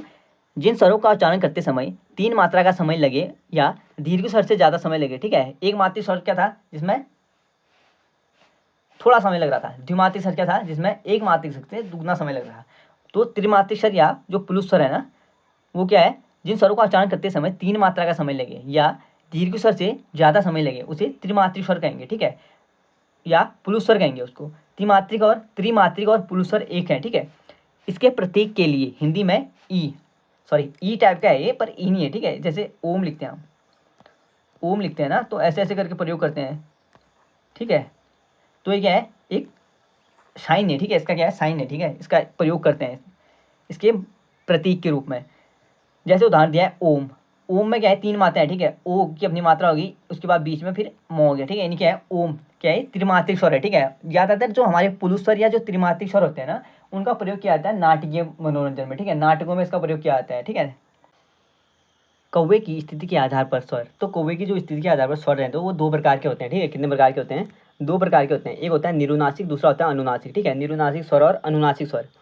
निरुनासिक स्वर की बात करें तो जिन स्वरों का उच्चारण करते समय कौवा नासिका विवरण को बंद कर देता है, ठीक है। जिन स्वरों का उच्चारण करते समय जो कौवा होता है वो नासिका विवरण को बंद कर देता है, जिससे वायु सीधे क्या होता है? बाहर निकलती है, ठीक है। जिससे क्या होती है? वायु सीधे बाहर निकल जाती है, तो उसे निरुनासिक स्वर कहते हैं, ठीक है। उसे क्या कहते हैं? निरुनासिक स्वर कहते हैं। और सभी जो स्वर होते हैं ना, सभी जो स्वर हैं हमारे वो निरुनासिक स्वर में आते हैं, ठीक है। किस में आते हैं? निरुनासिक स्वर में आते हैं सभी स्वर, यानी कि 11 होते हैं ना स्वर। तो अ ई उ री ये क्या हमारे ह्रस्व स्वर हैं, ठीक है। और दीर्घ स्वर जो है आ ई उ ए ऐ ओ औ, ये क्या हमारे सभी निरुनासिक स्वर में आते हैं, ठीक है। सभी स्वर निरुनासिक स्वर होते हैं। अगर दूसरा हमारा कौवे की स्थिति क्या आता है? दूसरा जो स्वर था वो था अनुनासिक स्वर, ठीक है। कौन सा था? तो अनुनासिक स्वर था। तो अनुनासिक स्वर क्या होता है?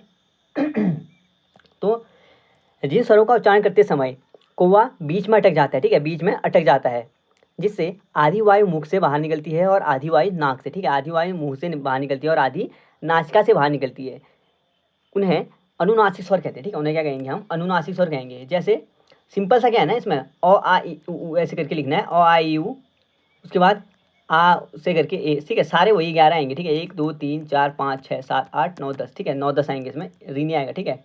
तो 10 ही हो गए, ठीक है। 10 हो गए, उसमें बस क्या है? ऊपर से ये मात्रा लग जाएगी, ठीक है। ऊपर से क्या लग जाएगी? मात्रा लग जाएगी। सिंपल सी बात है, ठीक है। जो हमारे अनुनासिक स्वर हमारे जो दोनों में डिफरेंस क्या है वो बताता हूँ, ठीक है मैं आपको। पहला हमारा जो निरुनासिक स्वर था ना, निरुनासिक स्वर में क्या हो रहा था? सिंपल सा हमारे जो सारे स्वर थे वो सिंपल से जो जिस स्थिति में है उसी स्थिति में क्या लिख रहे थे हम? उनको अनुनासिक स्वर में लिख रहे थे, ठीक है।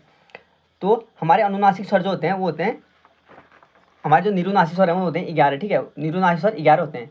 बाकी जो हमारा जो अनुनासिक स्वर होता है ना, अनुनासिक, इसको ये नासिका से बोला जाता है, ठीक है। ये किससे बोला जाता है? तो अनुनासिक कहते हैं इसको, और नासिका से बोला जाता है, ठीक है। ये तो ये जो हमारा चिन्ह हो गया ना, ये हमारा चिन्ह लगता है अनुनासिक का, ठीक है। अनुनासिक का चिन्ह है ये।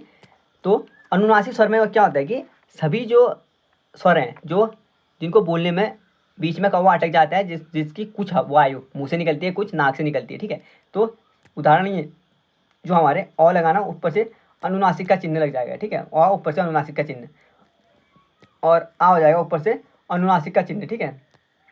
उसके बाद ऐसे ई करके अनुनासिक का चिन्ह, ई ई उ करके, और जो हमारा ई होगा जिसमें जो मात्रा होंगी ना, जैसे ई है, ई में तो हम ये मात्रा नहीं लगाएंगे, ठीक है। ई में सिंपल सा क्या लगेगा हमारा, सिंपल सा बिंदा लग जाएगा, जिसके ऊपर मात्रा होती है ना, ऊपर सिंपल सा बिंदा लग जाएगा। जैसे ए में हमारी मात्रा होती है, ठीक है, ए आई, ए हमारा ऐसा होता है ना सिंपल, तो इसमें क्या लगेगा, ये लगेगा, ठीक है। पर आई में हमारी मात्रा ऊपर, तो उसमें सिर्फ एक बिंदु लगाएंगे हम, ठीक है। तो ये हो जाएगा हमारा अनुनासिक स्वर। तो निरुनासिक सभी स्वर हो गए, और अनुनासिक बता चुका हूँ मैं आपको, ठीक है। आगे हमारा ओष्ठाकृति के आधार पर स्वर। तो ओष्ठाकृति के आधार पर जो स्वर है ना, उनको दो भागों में बांटा गया है, ठीक है। वृत्तल स्वर, वृत्त स्वर, वृत्तलाकर स्वर और वृत्ताकार स्वर, ठीक है। ये क्या हमारे पहले स्वर के प्रकार है ओष्ठाकृति के आधार पर। और ओष्ठाकृति के आधार पर जो दूसरा प्रकार है वो है अवृत्तल स्वर, ठीक है। जैसे ऊपर वृत्तल स्वर था, नीचे अवृत्तल स्वर, ऊपर वृत्तमुखी था तो नीचे अवृत्तमुखी, ऊपर वृत्ताकार था तो नीचे अवृत्ताकार, और ऊपर वृत्ताकार स्वर था तो नीचे अवृत्ताकार हो गया, ठीक है। ओष्ठाकृति यानी ओष्ठ यानी होठों की आकृति के आधार पर बांटे हमने, ठीक है। ये तो दो प्रकार के हो गए। तो वृत्तल स्वर, वृत्तमुखी स्वर, वृत्तलाकार स्वर या वृत्ताकार स्वर किसे कहेंगे, तो जिन स्वरों का उच्चारण करते समय, ठीक है, जिन स्वरों का उच्चारण करते समय हमारे ओष्ठ का जो आकार है ना वृत्ताकार बोल रहा है ना, तो क्या हो जाएगा, वृत्त के आधार है यानी गोल हो जाएगा, ठीक है, वृत्ताकार हो जाएगा। उन्हें क्या कहेंगे हम, वृत्तल स्वर या वृत्ताकार स्वर कहेंगे। जैसे उ उ ओ, ठीक है, उ ओ में ध्यान दीजिए, आपका जो हमारे जो होठों की जो आकृति है ना, वो क्या हो रही है, गोल हो जा रही है, ठीक है। तो इसलिए क्या कहेंगे इसको, वृत्तल स्वर या वृत्तमुखी स्वर, वृत्तलाकार स्वर या वृत्ताकार स्वर कहेंगे, ठीक है। दूसरा हमारा है ओष्ठाकृति के आधार पर अवृत्तल स्वर, अवृत्तमुखी स्वर या अवृत्ताकार स्वर। तो जिनके गोल हो रहे थे तो उसे हम वृत्ताकार स्वर कह रहे हैं ना। तो जिन स्वरों का उच्चारण करते समय हमारे जो ओष्ठ हैं उनका जो आकार है गोल नहीं होगा, ठीक है, गोल नहीं होगा, उसे अवृत्ताकार स्वर कहेंगे, ठीक है। अवृत्ताकार स्वर या अवृत्तल स्वर या अवृत्तमुखी स्वर कहेंगे उनको। जैसे अ आ ई ए, ठीक है, उ तो किस में आ जाएगा, वृत्ताकार में आ जाएगा, ठीक है। उ और ओ औ वो किस में आएंगे, हमारे वृत्ताकार स्वर में आएंगे, ठीक है। किस में आएंगे, वृत्ताकार में स्वर में आएंगे। नेक्स्ट देखते हैं, अगर हमारा जो हमें इनमें जो री है ना, री का वर्गीकरण नहीं होता है, ठीक है। जो ओष्ठाकृति के आधार पर हमारा वृत्ताकार और अवृत्ताकार स्वर थे, उनमें हमारा जो री है उसका वर्गीकरण नहीं होता है। नेक्स्ट देखते हैं, जिह्वा के आधार पर स्वरों का वर्गीकरण। तो जिह्वा यानी जीभ के आधार पर जो हमारे स्वरों का वर्गीकरण होगा वो तीन भागों में होता है, ठीक है। कितने भागों में होता है, तीन भागों में होता है। पहला जो हमारा भाग है ना वो हमारा अग्रस्वर, दूसरा है मध्य स्वर और तीसरा है पश्च स्वर। यानी हमारी जो जीभ है, सपोज ये जीभ है, ये हमारा अग्र है, ये मध्य और ये पश्च है, ठीक है। तो पहले हमारा अग्र हिस्सा हो गया, फिर मध्य, फिर पश्च, तीन हो गए, ठीक है। तो अगर हम इनको बात करें तो पहला जो हमारा आएगा, अगर हम मध्य में रखें ना, पहला हमारा अ बीच में रख देते हैं, ठीक है। अ शुरू में क्या करते हैं हम दोनों बीच में रख देते हैं सबको। उसके बाद हम जो आ है वो पीछे रखते हैं, ठीक है। ठीक है, ये हिसाब से देख लीजिए, आ पीछे हो गया, ठीक है, आ पीछे वाले हिस्से में आ गया, और ये हमारा आगे वाला हिस्सा है, ठीक है। फर्स्ट हिस्सा ये है, ये सेकेंड हिस्सा है, और ये हमारा थर्ड हिस्सा है।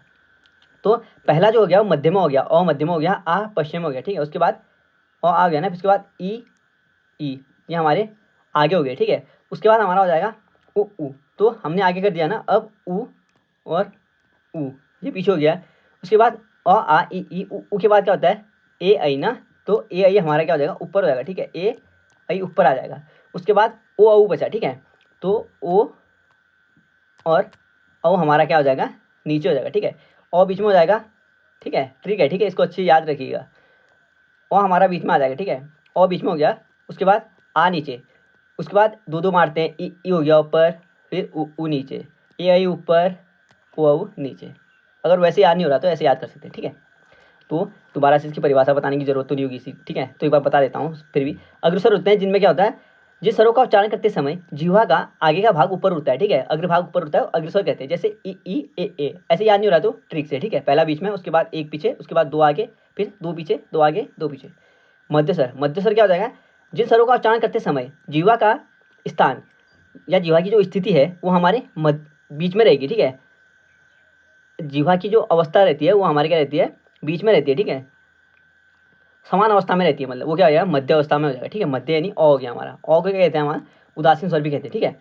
अगर हमारा पश्च स्वर क्या होता है, जिन स्वरों के उच्चारण करते समय जिह्वा का पश्च भाग उठता है उसे पश्च स्वर कहते हैं, ठीक है, जैसे उ ओ और आ। नेक्स्ट देखते हैं अगला हमारा जीवा के आधार पर भाग। तो जीवा के आधार पर मैं आपको जो बताया था ना उसको अब ऐसे बताता हूँ एक बार डायग्राम से, ठीक है। अग्रस्वर हमारे क्या क्या होते हैं, मध्य स्वर क्या होते हैं और पश्च स्वर क्या होते हैं। पहले हम मध्य स्वर को डिस्कस करेंगे, ठीक है। जैसे डायग्राम बनाया था, सपोज ये हमारी जीभ है, ये क्या हमारी जीभ है, ये हमारा मिडिल का ऐसे है, ठीक है, ये मिडिल का है, ये मिडिल हो गया तो ये हमारा आगे हो गया, ठीक है, ये आगे है, ये फ्रंट है, फ्रंट आगे का हो गया और ये बैक का हो गया, ठीक है। तो मिडिल में हमारा और रख दिया हमने मिडिल में, ठीक है, और क्या रख दिया बीच में। उसके बाद और के बाद आ हमने रख दिया एक एक एक हमने पीछे रखा तो दो आगे रख दिए, और बीच में आ पीछे, फिर ई आगे, फिर उ पीछे, ठीक है। उसके बाद ए आई आगे, फिर ओ पीछे, ठीक है। ये हमारे क्या है, जो हमारी आकृति है ना उसके आधार पर बांटे, ठीक है। किसके आधार पर बांटे, आकृति के आधार पर। जैसे मैंने अभी ऊपर बताया ना आपको कि हमारे जो जीवा के आधार पे थे वो बांटे थे, तो ऊपर मैंने टॉप में हेडिंग भी डाल रखी है जो जीवा के आधार पे बांट रहे करके, ठीक है। कहाँ पे डाल रखी है हेडिंग, ये दिख रहा होगा आपको, यहाँ पे 3 भागों में बांटा है, अग्रस्वर, मध्य स्वर और पश्च स्वर। तो ये हो गया होगा आपका। अब है सममित यानी मुखाकृति के आधार पर, जो हमारा मुंह है ना उसके आधार पर कैसी आकृति बनती है, ठीक है, उसके आधार पर 4 भागों में बांटे गए हैं स्वरों को, ठीक है। कितने भागों में, 4। सममित मतलब जो गोल होती है, ठीक है, जिनके टाइम पे गोल, आगे परिभाषा देंगे, अभी सिर्फ ये देखते हैं। तो ई हमारा ई क्या हो जाएगा, ई और उ हमारा समवृत्त स्वर आएगा, ठीक है, ई और उ समवृत्त स्वर आएगा। अगला हमारा अर्ध समवृत्त, अर्ध समवृत्त में ए और ओ आएगा अर्ध समवृत्त में, ठीक है। और अर्ध विपरीत में आएगा ऐ और औ, और विपरीत स्वर में आएंगे आ, ठीक है, विपरीत स्वर में आएंगे। तो इसको अगर सवाल अगर बहुत टफ पूछा है ना तो ऐसे पूछाएगा कि हमारा अग्र समवृत्त स्वर कौन सा होता है, ठीक है, अग्र समवृत्त स्वर कौन सा होता है। तो अग्र स्वर ये हो गया, अग्र और समवृत्त स्वर ये हो गया, ठीक है, यानी ई आएगा अग्र समवृत्त स्वर में, ठीक है।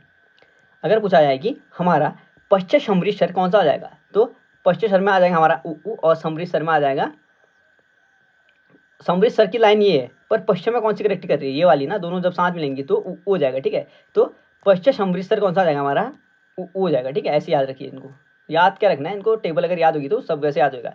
अगर पूछा है कि विपरीत स्वर या पश्च विपरीत स्वर कौन सा आ जाएगा हमारा, तो पश्च विपरीत स्वर, पश्च स्वर ये है, विपरीत स्वर ये है, दोनों एक दूसरे को इंटरसेप्ट कहाँ पे करेंगी, आ पे, ठीक है। तो क्या हो जाएगा, पश्च समवृत्त, पश्च विपरीत स्वर कहाँ पे हो जाएगा हमारा, आ और हो जाएगा, ठीक है, पश्च समवृत्त वैसे लगाना है। तो एक आंसर दीजिए आप, अर्ध विपरीत मध्य स्वर कौन सा हो जाएगा, ठीक है, या अर्ध विपरीत मध्य स्वर कौन सा हो जाएगा हमारा, ये बताना है आपको, ठीक है। आगे देखते हैं, आगे हमारा मुखाकृति के आधार पे हमने 4 बांटे, ठीक है, समवृत्त, अर्ध समवृत्त और विपरीत और अर्ध विपरीत, ठीक है, समवृत्त, अर्ध समवृत्त, विपरीत और अर्ध विपरीत। तो इनकी परिभाषा देखते हैं। तो समवृत्त स्वर होते हैं ना, या ढका हुआ, ठीक है, समवृत्त का मतलब होता है ढका हुआ, ठीक है। तो जिन स्वरों का उच्चारण करते समय जिह्वा अधिक ऊंचाई पर उठती है, ठीक है, जिह्वा अधिक ऊंचाई पर उठती है, तो उन्हें क्या कहेंगे हम, समवृत्त स्वर कहेंगे, ठीक है। जिनका उच्चारण करते समय हमारी जो जीभ है वो अधिक ऊंचाई पे उठेगी उसे समवृत्त स्वर कहेंगे, जैसे ई उ।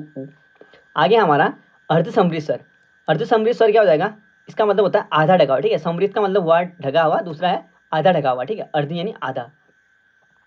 जिन स्वरों का उच्चारण करते समय जीवा समवृत्त स्वर से कम ऊंचाई पर उठती है, ठीक है, जीवा क्या करती है, हमारी जो जीभ है वो समवृत्त स्वर से कम ऊंचाई पर उठती है, उसे अर्ध समवृत्त स्वर कहते हैं, ठीक है, अर्ध समवृत्त, जैसे ए और औ, ठीक है, ए और औ, ए और ओ, ठीक है, ए और ओ हो जाएगा हमारा।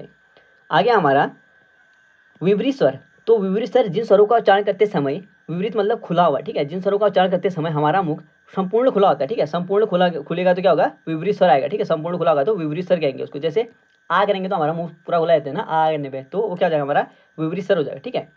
अर्ध विपरीत स्वर, तो विपरीत स्वर का मतलब होता है खुला हुआ, तो अर्ध विपरीत का क्या हो जाएगा, आधा खुला हुआ, ठीक है। तो जिन स्वरों का उच्चारण करते समय मुख विपरीत स्वर से कम खुला होता है, विपरीत यानी खुला होता है पूरा विपरीत में, पर विपरीत से कम खुला होगा यानी आधा खुला होगा, तो उसे क्या कहेंगे, अर्ध विपरीत स्वर कहेंगे, ठीक है। जैसे ए जो हमारा था ना, ए ऊपर था, तो इसमें क्या हो जाएगा ऐ, ठीक है, ऐ और ऐ और ओ, ठीक है, औ, ठीक है, ऐ और औ क्या हो जाएंगे हमारे अर्ध विपरीत स्वर में हो जाएंगे, ठीक है, ऐ और औ।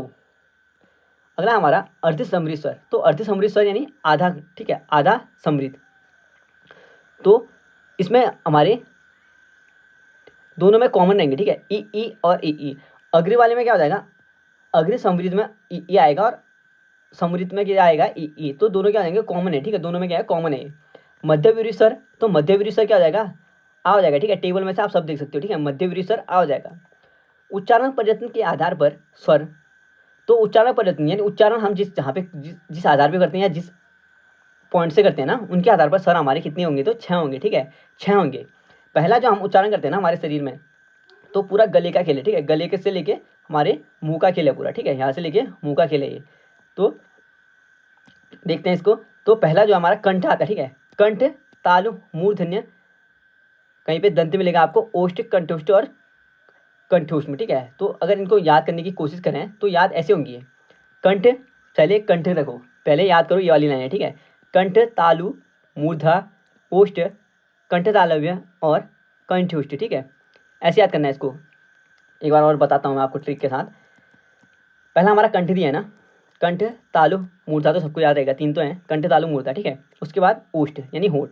जब हम गले आएंगे उसके बाद गले का, जैसे हमारा सपोज ये गला है, ठीक है, ये गला है, उसके बाद ये हमारी आगे को बढ़ती हुई ये जीभ है, ठीक है, ये जीभ है, ये जीभ है। तो पहला हमारा पॉइंट आएगा गले का, ठीक है, कंठ का, गले का आएगा ये वाला पॉइंट, गला है हमारा कंठ। उसके बाद ये आएगा हमारा तला, तालु, ठीक है। उसके बाद ये आएगा हमारा बीच का हिस्सा मूर्धन्य, ठीक है। उसके बाद ओष्ठियाँ आएंगे हमारे होठ, ठीक है, इतना याद रखना है। तो पहला पॉइंट हमारा, पहला पॉइंट कंठ, उसके बाद तालु, उसके बाद मूर्धन्य, उसके बाद ओष्ठ, ठीक है। तो इतना 4 याद हो गए। उसके बाद कंठ और तालु, ये दोनों आपस में जुड़ जाएंगे, ठीक है, कंठ, तालु। उसके बाद कंठ और ओष्ठ, कंठ और ओष्ठ ये जुड़ जाएंगे। तो पहले सीधे अगर आपको ये सीरीज याद होगी ना, कंठ, तालु, मूर्धा, ओष्ठ, कंठ, तालव्य और कंठोष्ठ, तो और रख लीजिएगा, पहले मुर्ग में और रख लीजिएगा, कंठ में ओ, तालु में ई, ठीक है, आ हो गया कंठ में, तालु में ई। उसके बाद मूर्धा में री हो जाएगा, ठीक है, मूर्धा में क्या हो जाएगा, री हो जाएगा। उसके बाद ओष्ठ में हो जाएगा उ, ओष्ठ में उ, कंठ तालु में हो जाएगा ए आई, ठीक है, कंठ तालु में ए आई। और कंठोष्ठ में हो जाएगा ओ औ, ठीक है, कंठोष्ठ में ओ औ। तो स्वर पढ़ दिए हमने, तो छोटा सा एक बार मैं आपको रिवीजन करा देता हूँ, ठीक है। इसमें तो स्वरों की जो संख्या होती है ना वो 11 है, ठीक है, स्वरों की संख्या 11 होती है। स्वरों को अगर प्रकार देखें तो स्वरों का 2 प्रकार होता है, ठीक है। अगर पेपर में 2 ना ऑप्शन में ना दिया तो स्वरों के 3 प्रकार लिख लेना, नहीं तो 2 होते हैं, ठीक है। जो हस्व और दीर्घ स्वर होते हैं, ठीक है, हस्व, दीर्घ स्वर, और तीसरा जो होता है ना वो प्लुस्वर होता है, ठीक है, क्या होता है, प्लुस्वर होता है तीसरा। वैसे 2 होते हैं, ठीक है। और ऑप्शन में अगर 3 दिए होंगे तो 3 लगाएंगे, ठीक है, हम हस्व, दीर्घ और प्लुस्वर। स्वरों की मात्रा, तो स्वरों की जो मात्रा है ना, मात्रा के आधार पर जो स्वर होते हैं वो 10 होते हैं, ठीक है, मात्रा के आधार पर स्वर जो होते हैं वो 10 होते हैं। और जो है ना वो अमात्रिक स्वर होता है, जिसे हम उदासीन स्वर भी कहते हैं या अमात्रिक स्वर कहते हैं, ठीक है। तो मात्रा के आधार पर जो 10 स्वर है ना वो कौन से हैं, तो अ नहीं होगा, ठीक है, बाकी 11 स्वर, तो 11 स्वर होंगे उसमें से अ घटा देना, तो 10 स्वर हो गए, ठीक है। आगे हमारा स्वरों का वर्गीकरण, स्वरों का हम वर्गीकरण करें ना तो स्वरों को 6 भागों में बांट सकते हैं, ठीक है, वर्गीकरण के आधार पर जो स्वर हैं उनको 6 भागों में बांट सकते हैं। तो कौन कौन से बांट सकते हैं, तो मात्रा के आधार पर स्वरों का वर्गीकरण हम मात्रा के आधार पर, मुखाकृति के आधार पर, जिह्वा के आधार पर, और ओष्ठाकृति यानी होठों की आकृति के आधार पर, उच्चारण के आधार पर, और कव्वेक के आधार पर, ठीक है। ये पीछे पढ़ चुके हैं हम, मैं बस एक बार ओवरव्यू दे रहा हूँ आपको, ठीक है। स्वरों का उच्चारण स्थान, तो स्वरों के उच्चारण स्थान के आधार पर हम, तो उच्चारण स्थान आधार पर हम 6 भागों में बांट सकते हैं, ठीक है, कंठ, तालव्य, मूर्धा, ओष्ठ, कंठ तालव्य और कंठोष्ठ में, ठीक है। तो कितने आधार पर बांट सकते हैं उच्चारण के आधार पर स्वरों को, तो 6 भागों में, ठीक है, 6 स्थानों में, कंठ, तालव्य, मूर्धा, ओष्ठ, कंठ तालव्य और कंठोष्ठ में। आगे हमारा मात्रा के आधार पर स्वर, तो अगर मात्रा के आधार पर स्वर की बात करें तो 3, ठीक है, एक मात्रिक, द्विमात्रिक और त्रिमात्रिक, यानी ह्रस्व, दीर्घ और प्लुज स्वर जो होंगे ना वो मात्रा के आधार पर होंगे, ठीक है, किसके आधार पर होंगे, मात्रा के आधार पर 3 प्रकार के स्वर होंगे। आगे हमारा ओष्ठाकृति के आधार पे, तो ओष्ठाकृति के आधार पे जो स्वरों की बात की ना, तो ओष्ठाकृति के आधार पे 2 होते हैं, ठीक है, एक होते हैं गोल और एक होते हैं जो गोल नहीं होंगे, ठीक है, यानी एक वृत्ताकार, एक होगा अवृत्ताकार। तो वृत्ताकार होते हैं उसे वृत्तुल स्वर और वृत्ताकार स्वर कहेंगे, और जो अवृत्ताकार होते हैं उन्हें अवृत्तुल स्वर या अवृत्ताकार स्वर कहेंगे, ठीक है। आगे हमारा मुखाकृति के आधार पर, तो मुखाकृति के आधार पर हमारे जो स्वर हैं वो 4 होते हैं, ठीक है, मुखाकृति यानी हमारी जो मुँह की आकृति है उसके आधार पर, ठीक है। पहला होता है संवृत स्वर, अर्ध संवृत स्वर, ठीक है। दूसरा है विवरित स्वर और अर्धविवरित स्वर, ठीक है, संवृत, अर्ध संवृत, विवरित स्वर और अर्धविवरित स्वर, ठीक है। आगे हमारा कौवे की स्थिति के आधार पर स्वर, तो कौवे की जो हमारी स्थिति होगी उसके आधार पर स्वर हमारे 2 होंगे, ठीक है, 2 होते हैं, कौन कौन से होते हैं, तो निरुनासिक और अनुनासिक, ठीक है, कौन से होते हैं, निरुनासिक और अनुनासिक स्वर होते हैं। जीवा की भाग के आधार पर, तो जीवा के जो हमारे भाग के आधार पर होंगे ना उसके आधार पर 3 प्रकार के स्वर होते हैं, ठीक है। जीभ होती है हमारे, ये जीभ है, तो एक पीछे का, एक आगे का और एक बीच का, ठीक है। अग्रस्वर, पश्चस्वर और मध्यस्वर 3 हो जाते हैं, ठीक है। आइए हमारा उच्चारण प्रयत्न के आधार पे स्वर, तो उच्चारण प्रयत्न के आधार पे जो हमारे स्वर हो जाएंगे ना वो होते हैं 6, ठीक है। उच्चारण प्रयत्न के आधार पे हम 6 स्वर बांटते हैं। तो वो 6 स्वर कौन कौन से होते हैं? तो कंठ, तालव्य, मूर्धा, ओष्ठा, कंठ तालव्य और कंठोष्ठ, ठीक है। एक बार रिपीट कर देते हैं। उच्चारण या प्रयत्न स्थान के आधार पर होते हैं कंठ, तालव्य, मूर्धा, ओष्ठ, कंठ तालव्य और कंठोष्ठ। ये क्या है? उच्चारण प्रयत्न के आधार पर स्वर हैं, ठीक है। तो स्वर पढ़ लिया हमने, तो अब हम व्यंजन देखते हैं, ठीक है। तो व्यंजन जो होते हैं ना वो स्टार्ट करते हैं आज। तो मूल व्यंजन होते हैं कितने? 33, ठीक है। मूल व्यंजनों की संख्या कितनी होती है? 33 मूल व्यंजन होते हैं। उसमें हमारे 25 स्पर्श व्यंजन आते हैं, ठीक है। स्पर्श व्यंजन 25 होते हैं और अंत्येष्टि व्यंजन 4 होते हैं और जो हमारे ऊष्मी व्यंजन होते हैं वो भी 4 होते हैं, ठीक है। बिल्कुल भी टेंशन नहीं लेनी है, सब समझ में आ जाएगा, ठीक है, धीरे धीरे। तो शुरू करते हैं स्पर्श व्यंजन से, ठीक है। तो हमारे जो मूल व्यंजन थे ना वो 33 थे, उसमें 25 हमारे स्पर्श व्यंजन है। तो स्पर्श व्यंजन पढ़ लेते हैं पहले हम, ठीक है। तो हमारे जो स्पर्श व्यंजन थे ना उसमें हमारा जो हमारे वर्ग होते हैं, ठीक है। पहला वर्ग होता है क वर्ग, क वर्ग हो गया, ठीक है। क, उसके बाद होता है क वर्ग के बाद आता है च वर्ग, ठीक है। च वर्ग उसके बाद ट वर्ग, फिर त, फिर प। इसको ऐसे याद कर लीजिएगा फ्लो में, ठीक है। क च ट त प, ठीक है। कैसे? क च ट त प, ठीक है। कच त प, ऐसे। तो क वर्ग में हमारे प्रत्येक वर्ग में 5-5 वर्ण होंगे, ठीक है। प्रत्येक वर्ग में 5-5 वर्ण होंगे हमारे, ठीक है। तो पहला हो गया क वर्ग, यानी क ख ग घ ङ, तो 5 हो गए। वैसे च ट त प, 25 हमारे क्या हो गया? हमारे स्पर्शी व्यंजन, ठीक है। हमारे 25 के आगे स्पर्शी व्यंजन, ठीक है। किसी को कन्फ्यूजन नहीं है ना इसमें। तो 25 स्पर्शी व्यंजन हो गए। अगला हमारा अंत्येष्टि व्यंजन। अंत्येष्टि व्यंजन क्या होते हैं? हमारा जो प वर्ग पहुंचा ना, प फ ब भ म, म तक, ठीक है। म पे क्या हो गया हमारा? उसके बाद आता है य र ल व। तो जो म के बाद जो हमारे 5 वर्ग थे स्पर्शी व्यंजन के, 5 वर्ग यानी 25, ठीक है। 25 हमारे स्पर्शी व्यंजन। उसके बाद जो 4 आएंगे, अगले 4, ठीक है। य व र ल। तो य व र ल हमारे क्या आ जाएंगे? अंत्येष्टि व्यंजन में आ जाएंगे, ठीक है। किस में आ जाएंगे? अंत्येष्टि व्यंजन में आ जाएंगे य व र ल, अंत्येष्टि व्यंजन। उसके बाद हमारा क्या है? उसके बाद है ऊष्मी व्यंजन।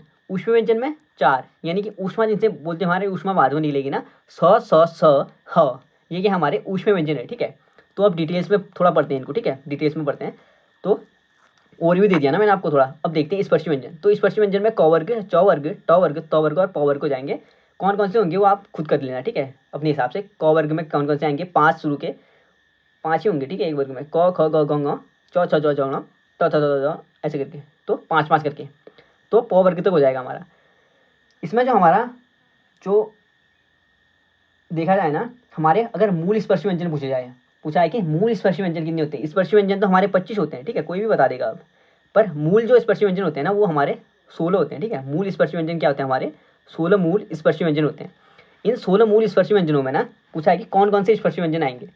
तो हमारे जो च है, ऐसा करिए, ऐसी आकृति बना दीजिए, ठीक है, ऐसी आकृति बना दीजिए।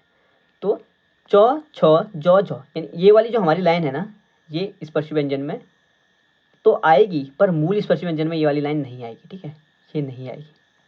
यानी जो हमारा च वर्ग नहीं आएगा और जो हमारे पंचमाक्षर होते हैं उसका पहला वर्ण तो आएगा, पर उसके बाद का अन्य वर्गों के कोई भी नहीं आएंगे, ठीक है। अन्य वर्गों के 4-4 आएंगे। समझ में आ गया? एक बार दोबारा समझाता हूँ। हमारा जो मूल स्पर्शी व्यंजन होगा ना, स्पर्शी व्यंजन हमारे टोटल 5 वर्ग के 5 होंगे, ठीक है। 5 वर्ग के 5 वर्ण जो आते हैं वो स्पर्शी व्यंजन में आएंगे, पर जो हमारे मूल होंगे वो उसमें च वर्ग नहीं आएगा, ठीक है। च वर्ग नहीं आएगा। च वर्ग करते हुए आप प वर्ग के लास्ट तक जाना है, ठीक है। च वर्ग से लेके म तक नहीं होगा, ऐसे साइन बनेगा, ठीक है। ये हमारे क्या हो जाएंगे? मूल स्पर्शी व्यंजन हो जाएंगे, जो 16 होते हैं, ठीक है। ये नहीं आते, ध्यान रखिएगा, ये कोष्टक में जो डाले हैं वो नहीं आएंगे, बाकी ये वाले जो है ओपन में ये आएंगे, ठीक है, ये सब आएंगे। तो स्पर्शी व्यंजन 25, मूल स्पर्शी व्यंजन 16 बता दिया कौन से नहीं आएंगे। आगे देखते हैं। आगे हमारा ऊष्मी व्यंजन। ऊष्मी व्यंजन में मैंने बोला जो बीच में स्थित होते हैं, ठीक है, बीच में स्थित होते हैं वो अंत्येष्टि व्यंजन है, ठीक है। अंत्येष्टि व्यंजन देखते हैं पहले। अंत्येष्टि व्यंजन होता है जो बीच में होते हैं, ठीक है। जैसे य व र ल का मैंने, ठीक है, य र ल व, ठीक है, य र ल व। तो हमारा जो र है ना, और दोबारा से समझाता हूँ आपको। हमारा अंत्येष्टि व्यंजन में 4 आते हैं। मैंने पूछा पहले स्पर्शी व्यंजन कितने होते हैं? 25। मूल स्पर्शी व्यंजन कौन से होते हैं? 16। कितने होते हैं? 16, ठीक है। उसके बाद आता है अंत्येष्टि व्यंजन, यानी उसके आगे के। हम म पे पहुंचे थे ना, म, फिर य र ल व, ये हमारे यहाँ अंत्येष्टि व्यंजन हो जाएंगे, ठीक है। ये हमारे अंत्येष्टि व्यंजन हो जाएंगे ये चारों। उसके बाद हमारा क्या है? उसके बाद आएगा अगर पूछा है कि य र ल व क्या हमारा जो उच्चारण स्थान है वो कौन सा होगा, तो य का होता है तालव्य, र का होता है मूर्धा और ल का होता है दंत्य और व का होता है दंत्योष्ठ। ठीक है, आगे भी बताऊंगा मैं, अभी थोड़ा ओवरव्यू दे रहा हूँ मैं आपको। ठीक है, तो य र ल व तालव्य, मूर्धा, दंत्य और दंत्योष्ठ। उसके बाद आता है ऊष्मी व्यंजन। तो ऊष्मी व्यंजन जिनको बोलने में ऊष्मा भार को आती है, ठीक है, ये हमारे 4 होते हैं। याद रखिए अंत्येष्टि व्यंजन और ऊष्मी व्यंजन दोनों 4 होते हैं।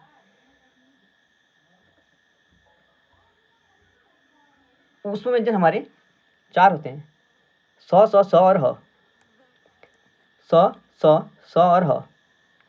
पहला जो स्व है वो तालव्य में आएगा। ठीक है, पहला जो स्व है वो किसमें आएगा, तालव्य में आता है पहला स्व। दूसरा आएगा मूर्धा में, तीसरा आएगा दंत्य में और चौथा आएगा कंठ है। ठीक है, कंठ के अगर पूछाएगी अन्य नाम काकल्य। ठीक है, जो हमारा कंठ है ह जो है ना वो, उसको हम काकल्य स्वर भी कहते, सॉरी काकल्य व्यंजन भी कहते हैं। काकल्य व्यंजन या उरस्थ व्यंजन या स्वतंत्र या सूर्य वर्ण व्यंजन किसको कहेंगे, तो ह को कहेंगे। ठीक है, किसको कहेंगे, ह को कहेंगे हम। नेक्स्ट देखते हैं, आगे है हमारा उच्चारण प्रयत्न के आधार पर व्यंजन का वर्गीकरण। ठीक है, उच्चारण प्रयत्न यानी उच्चारण प्रयत्न के आधार पर हम, यानी प्रयत्न मतलब प्रयास। ठीक है, उच्चारण प्रयत्न यानी प्राणत्व के आधार भी कह सकते हैं या श्वास वायु की मात्रा के आधार पर। ठीक है, उच्चारण यानी हमारी सांस या वायु के आधार पे या प्राणत्व के आधार पे जो हमारे उच्चारण करेंगे ना वो किस आधार कितने प्रकार से करेंगे वो देखना है। तो उच्चारण प्रयत्न या प्रयास के आधार पर जो हमारे व्यंजनों का वर्गीकरण किया जाएगा वो कितने भागों में किया जाएगा, तो वो हमारे 2 भागों में किया जाएगा। ठीक है, 2 भागों में किया जाएगा। वो 2 भाग कौन कौन से होंगे, तो अल्प प्राण और महाप्राण। ठीक है, अल्प प्राण और महाप्राण। अल्प प्राण, प्राण मतलब वायु। ठीक है, प्राण का मतलब है वायु, यानी जिससे कम वायु निकलेगी जिससे ज़्यादा वायु निकलेगी उस आधार पर है ये अल्प प्राण और वायु प्राण। ठीक है, अल्प प्राण और महाप्राण, सॉरी। आगे हमारा अल्प प्राण। तो अल्प प्राण जो होता है जिनके उच्चारण में कम समय लगता है। ठीक है, जिनके उच्चारण में कम समय लगता है। अल्प यानी अल्प, प्राण का मतलब मैंने बता दिया आपको क्या होता है, वायु होता है। ठीक है, प्राण का मतलब, तो जिनके उच्चारण में कम समय लगता है उन्हें अल्प प्राण कहते हैं। जैसे अल्पप्राण के लिए 1, 3 और 5 याद रखिए। ठीक है, अल्पप्राण के लिए क्या करना है, 1, 3 और 5 याद रखना है। आगे समझाऊंगा मैं, अभी आगे देखते हैं इसको। उसके बाद महाप्राण, जिनके उच्चारण में अधिक समय लगता है या अल्पप्राण से दुगुना समय लगता है। ठीक है, दुगुना समय लगता है वो क्या हो जाएगा हमारा, ये गुणा 2 है। ठीक है, यानी दुगुना समय लगता है तो वो क्या हो जाएगा हमारे महाप्राण हो जाएंगे। ठीक है, जहाँ हमने पढ़ा अल्पप्राण में 1, 3 और 5, और वैसे ही महाप्राण में क्या होता है, तो 2 और 4। ठीक है, महाप्राण में क्या हो जाएगा, 2 और 4 हम महाप्राण के लिए याद करेंगे। ठीक है, तो अगर देखें हमारा, आपको मैं यहाँ से दिखाता हूँ। ठीक है, जो हमने यहाँ पे स्पर्शी व्यंजन पढ़े थे ना, वहाँ से दिखाता हूँ कैसे। तो हमारा जब अल्पप्राण और महाप्राण पढ़ा हमने, तो पहला हमारा अल्पप्राण मैंने बोला 1, 2, 3, 4 और 5 लिख दिया हमने। ठीक है, अल्पप्राण में मैंने क्या बोला था, याद कीजिए। अल्पप्राण में मैंने बोला था कि 1, 3 और 5 होगा जहाँ पे, वो अल्पप्राण के लिए आएगा। ठीक है, यानी 1, 3, 5 ये क्या है, अल्पप्राण में। ठीक है, तो अगर पूछा जाए ना, ये सारे क्या हो जाएंगे, अल्पप्राण में आएंगे। ठीक है, अब ये सारे अल्पप्राण में आएंगे, जो भी 1, 3, 5 के कैंडल में आएंगे वो अल्पप्राण में आएंगे। बाकी जो बचे हुए हैं, ठीक है, जो बच गए, यानी ये वाला 2 वाला हिस्सा बच गया, ये 4 वाला हिस्सा बच गया, ये हमारे महाप्राण में आएंगे। ठीक है, तो अल्पप्राण मैंने आपको समझ में आएगा ना, 1, 3, 5 के जो कॉलम है वो हमारे अल्पप्राण में आएंगे, 2 और 4 हमारे महाप्राण में आएंगे। तो नीचे हमने डिस्कस किया इसके बारे में। तो 2 और 4 महाप्राण का हो गया, और 1, 3 और 5 हमारा क्या हो गया, अल्पप्राण का। ठीक है, 1, 3 और 5 अल्पप्राण का हो गया हमारा। तो देख लेते हैं अल्पप्राण। तो एक क 1 में आता है, उसके बाद ख आता है महाप्राण में 2 में। ठीक है, ग आता है अल्पप्राण में 3 में, ग आता है 4 में। ठीक है, 4 ये देखिए 2 और 4 दिया यहाँ। ठीक है, और ङ आता है 5 में। तो ऐसे हमारे 5 जो वर्ग हैं ना उनको आराम से बांट सकते हैं आप। ठीक है, तो अल्पप्राण महाप्राण में कोई दिक्कत नहीं होगी ना।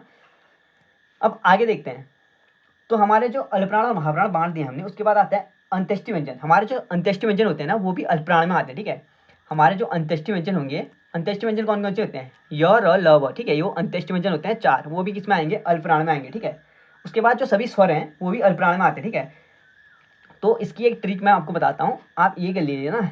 अल्पप्राण के लिए ये अल्पप्राण है, ठीक है, इस साइड का वो महाप्राण है। तो अल्पप्राण, अल्पप्राण, ये अल्पप्राण हो गया और ये हो गया महाप्राण। ठीक है, तो ये हमारा 1, 3, 5, 1, 3, 5, और ये हो गया हमारा 2 और 4। तो 1, 3, 5 सबको याद हो गया होगा, 2 और 4 सबको याद हो गया।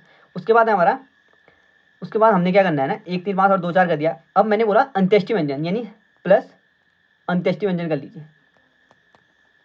अंत्येष्टि व्यंजन हो गया। और प्लस यहाँ क्या हो जाएगा, ऊष्मी व्यंजन, ठीक है, महाप्राण में ऊष्मी व्यंजन जोड़ देंगे।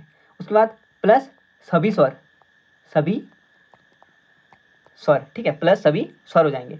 तो अगर हम इनको देखें तो मैंने बोला 1 3 5 प्लस अंत्येष्टि व्यंजन प्लस अल्पप्राण में क्या क्या क्या आएंगे, अल्पप्राण में 1 3 5 जोड़ दिया और अ से अ को कनेक्ट करिए अंत्येष्टि व्यंजन और सभी स्वर आएंगे, ठीक है, सभी स्वर क्या आएंगे, अल्पप्राण में आएंगे। अल्पप्राण में हो गया 1 3 5 अंत्येष्टि व्यंजन और सभी स्वर।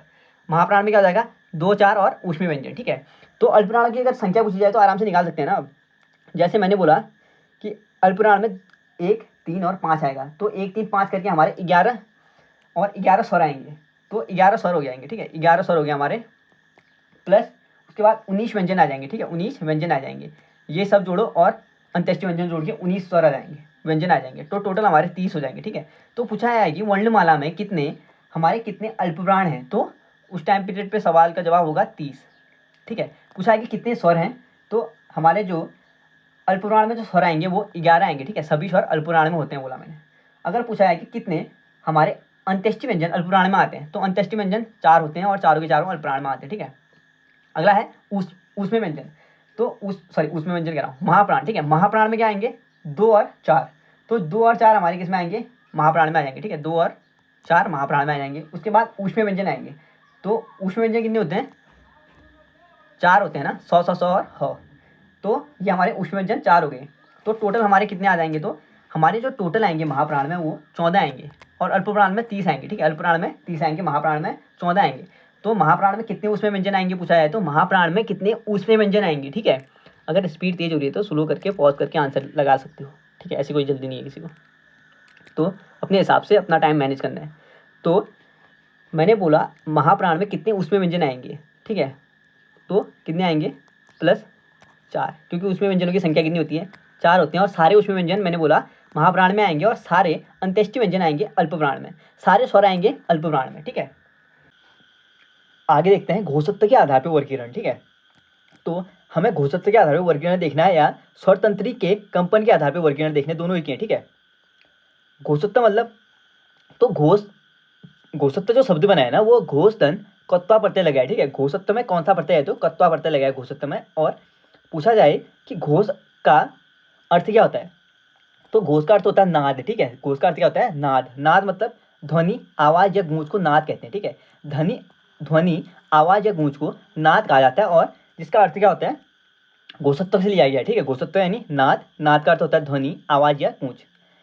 तो घोषत्व के आधार पे या स्वरतंत्री में कंपन के आधार पे हम जो स्वरों का वर्गीकरण करें या व्यंजनों का वर्गीकरण करें ना, व्यंजनों का, तो घोषत्व या स्वरतंत्री में कंपन के आधार पर हम व्यंजन 2 भागों में बांट सकते हैं, ठीक है।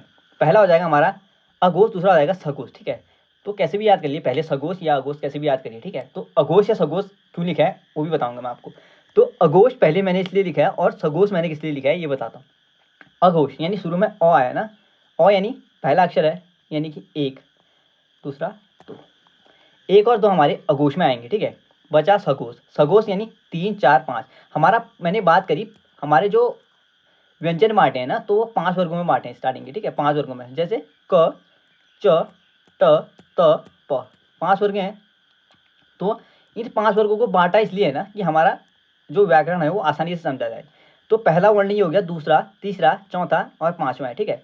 अगर बात करें इनको बांटने की तो ये होगी लाइन, ये हो गया हमारा क वर्ण, ठीक है। उसके बाद है क च ट त प, यहाँ पे 2 बार ठ हो गया तो ये ट होगा, ठीक है, इसको ट लीजिए। क च ट त प ये हो गया, ठीक है। तो ये हो गया, ठीक है। उसके बाद हमारा जो हमारा क वर्ण है, क वर्ण ये है, च वर्ण ये है, ट त प, ठीक है।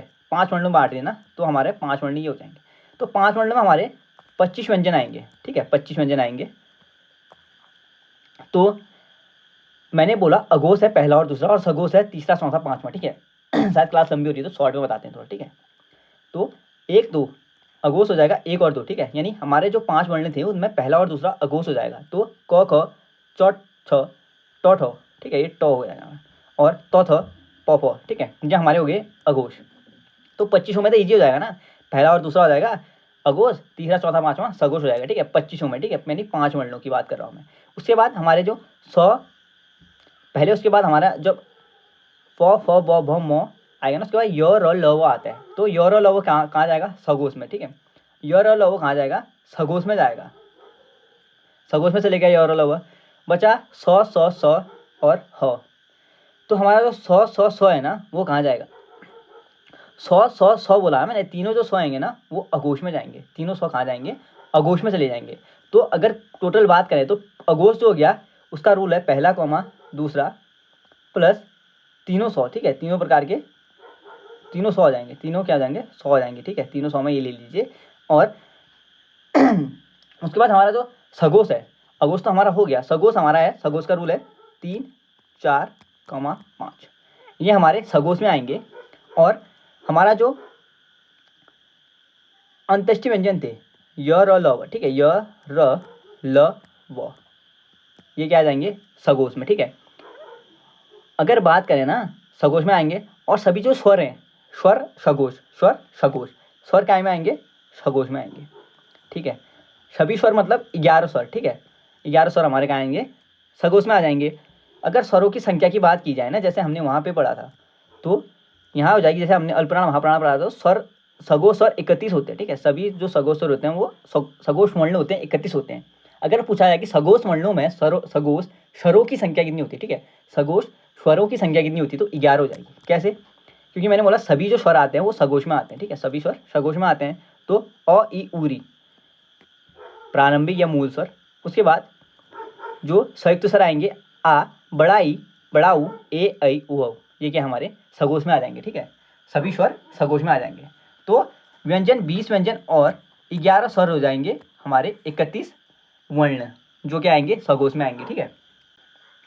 तो जो हमारा पहला वर्ण होता है ना, मैंने बोला क च ट त प, तो पहला वर्ण हमारा बोला जाता है कंठ से, ठीक है, किससे बोला जाता है, कंठ से बोला जाता है हमारा पहला वर्ण। बात करें पहले वर्ण की कंठ से, ठीक है, चाहे क पूछे, ख ग ग कुछ भी पूछे तो कंठ आंसर होगा। यानी क पूछा है कि क और ख वर्ण कहाँ से बोले जाते हैं, ठीक है, तो कंठ से। क वर्ण कहाँ से बोला जाता है, कंठ से। ग वर्ण कहाँ से बोला जाता है, कंठ से। वैसे ही पूछा है कि हमारा चौ वर्ण या चौ व्यंजन या छ व्यंजन कहाँ से बोला जाता है, तो दूसरा व्यंजन हो गया हमारा तालु से, ठीक है, दूसरा हमारा जो वर्ग आएगा तालु पे आएगा। तीसरा आएगा मूर्धा से, तीसरा जो हमारा व्यंजन है वो कहाँ से बोला जाता है, मूर्धा से, ठीक है, कहाँ से बोला जाता है, मूर्धा से। पूछा है कि चौथा व्यंजन कहाँ से बोला जाता है, तो हमारा दंत से, ठीक है, दंत से।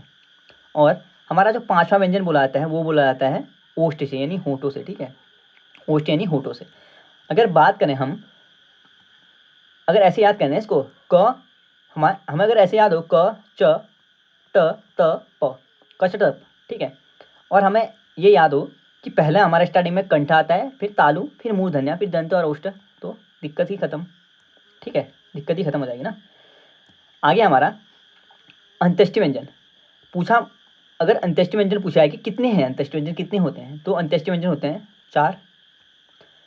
तो जो 4 अंत्येष्टि व्यंजन होते हैं ना वो कौन कौन से हैं, तो य र ल व, कौन कौन से होते हैं, हमारे 4 अंत्येष्टि व्यंजन होते हैं य र ल और व, ठीक है। तो पूछा जाए ना अगर कि हमारा जो य र ल व जो 4 अंत्येष्टि व्यंजन है, ये अगर पूछा है कि इनमें अर्धस्वर कौन से होते हैं, पूछा है कि कौन से व्यंजनों को अर्धस्वर के रूप में जाना जाता है, तो हमारे जो अर्धस्वर होते हैं वो होते हैं य और व, य और व अर्धस्वर होते हैं। क्यों, क्योंकि इनके उच्चारण में ना ई और ऊ का उच्चारण आता है, ठीक है, ई और ऊ का उच्चारण आता है, य य य, ठीक है, य ई य, ऐसा लग रहा है ना य पढ़ रहा हूँ। और जो व का आता है उ उ उ उ, ऐसे करके आ रहा है, ठीक है। तो क्या हो गया, ये हमारे अर्धस्वर आते हैं, ई और ऊ का यूज होता है, तो य और हमारा वो क्या है, हमारे अर्धस्वर है, ठीक है, य और वो हमारे क्या हो जाएंगे, अर्धस्वर हो जाएंगे। उसके बाद है हमारा लुंठित या प्रकंपित व्यंजन। पूछा है कि लुंठित या प्रकंपित व्यंजन किसे कहते हैं, तो रॉ को, ठीक है, लुंठित या प्रकंपित जो व्यंजन होता है वो हमारा रॉ होता है, ठीक है, क्या होता है, रॉ। उसके बाद हमारा पार्श्विक व्यंजन किसे कहते हैं, तो हमारा जो पार्श्विक व्यंजनों की संख्या पूछी जाए ना, तो पार्श्विक व्यंजन केवल एक होता है, वो होता है लौ, ठीक है, वह रिपीट करता हूँ, अंत्येष्टि व्यंजन हमारे 4 होते हैं, जिनमें से य और वो हमारे अर्धस्वर होते हैं। क्यों? क्योंकि य में हमारा ई का उच्चारण होता है और वो में हमारा ऊ का उच्चारण होता है, ठीक है। और ई और ऊ हमारे स्वर हैं, इसलिए हमें इनको अर्धस्वर कहा जाता है, ठीक है। क्या कहा जाता है? अर्धस्वर। उसके बाद लुंठित या प्रकंपित व्यंजन।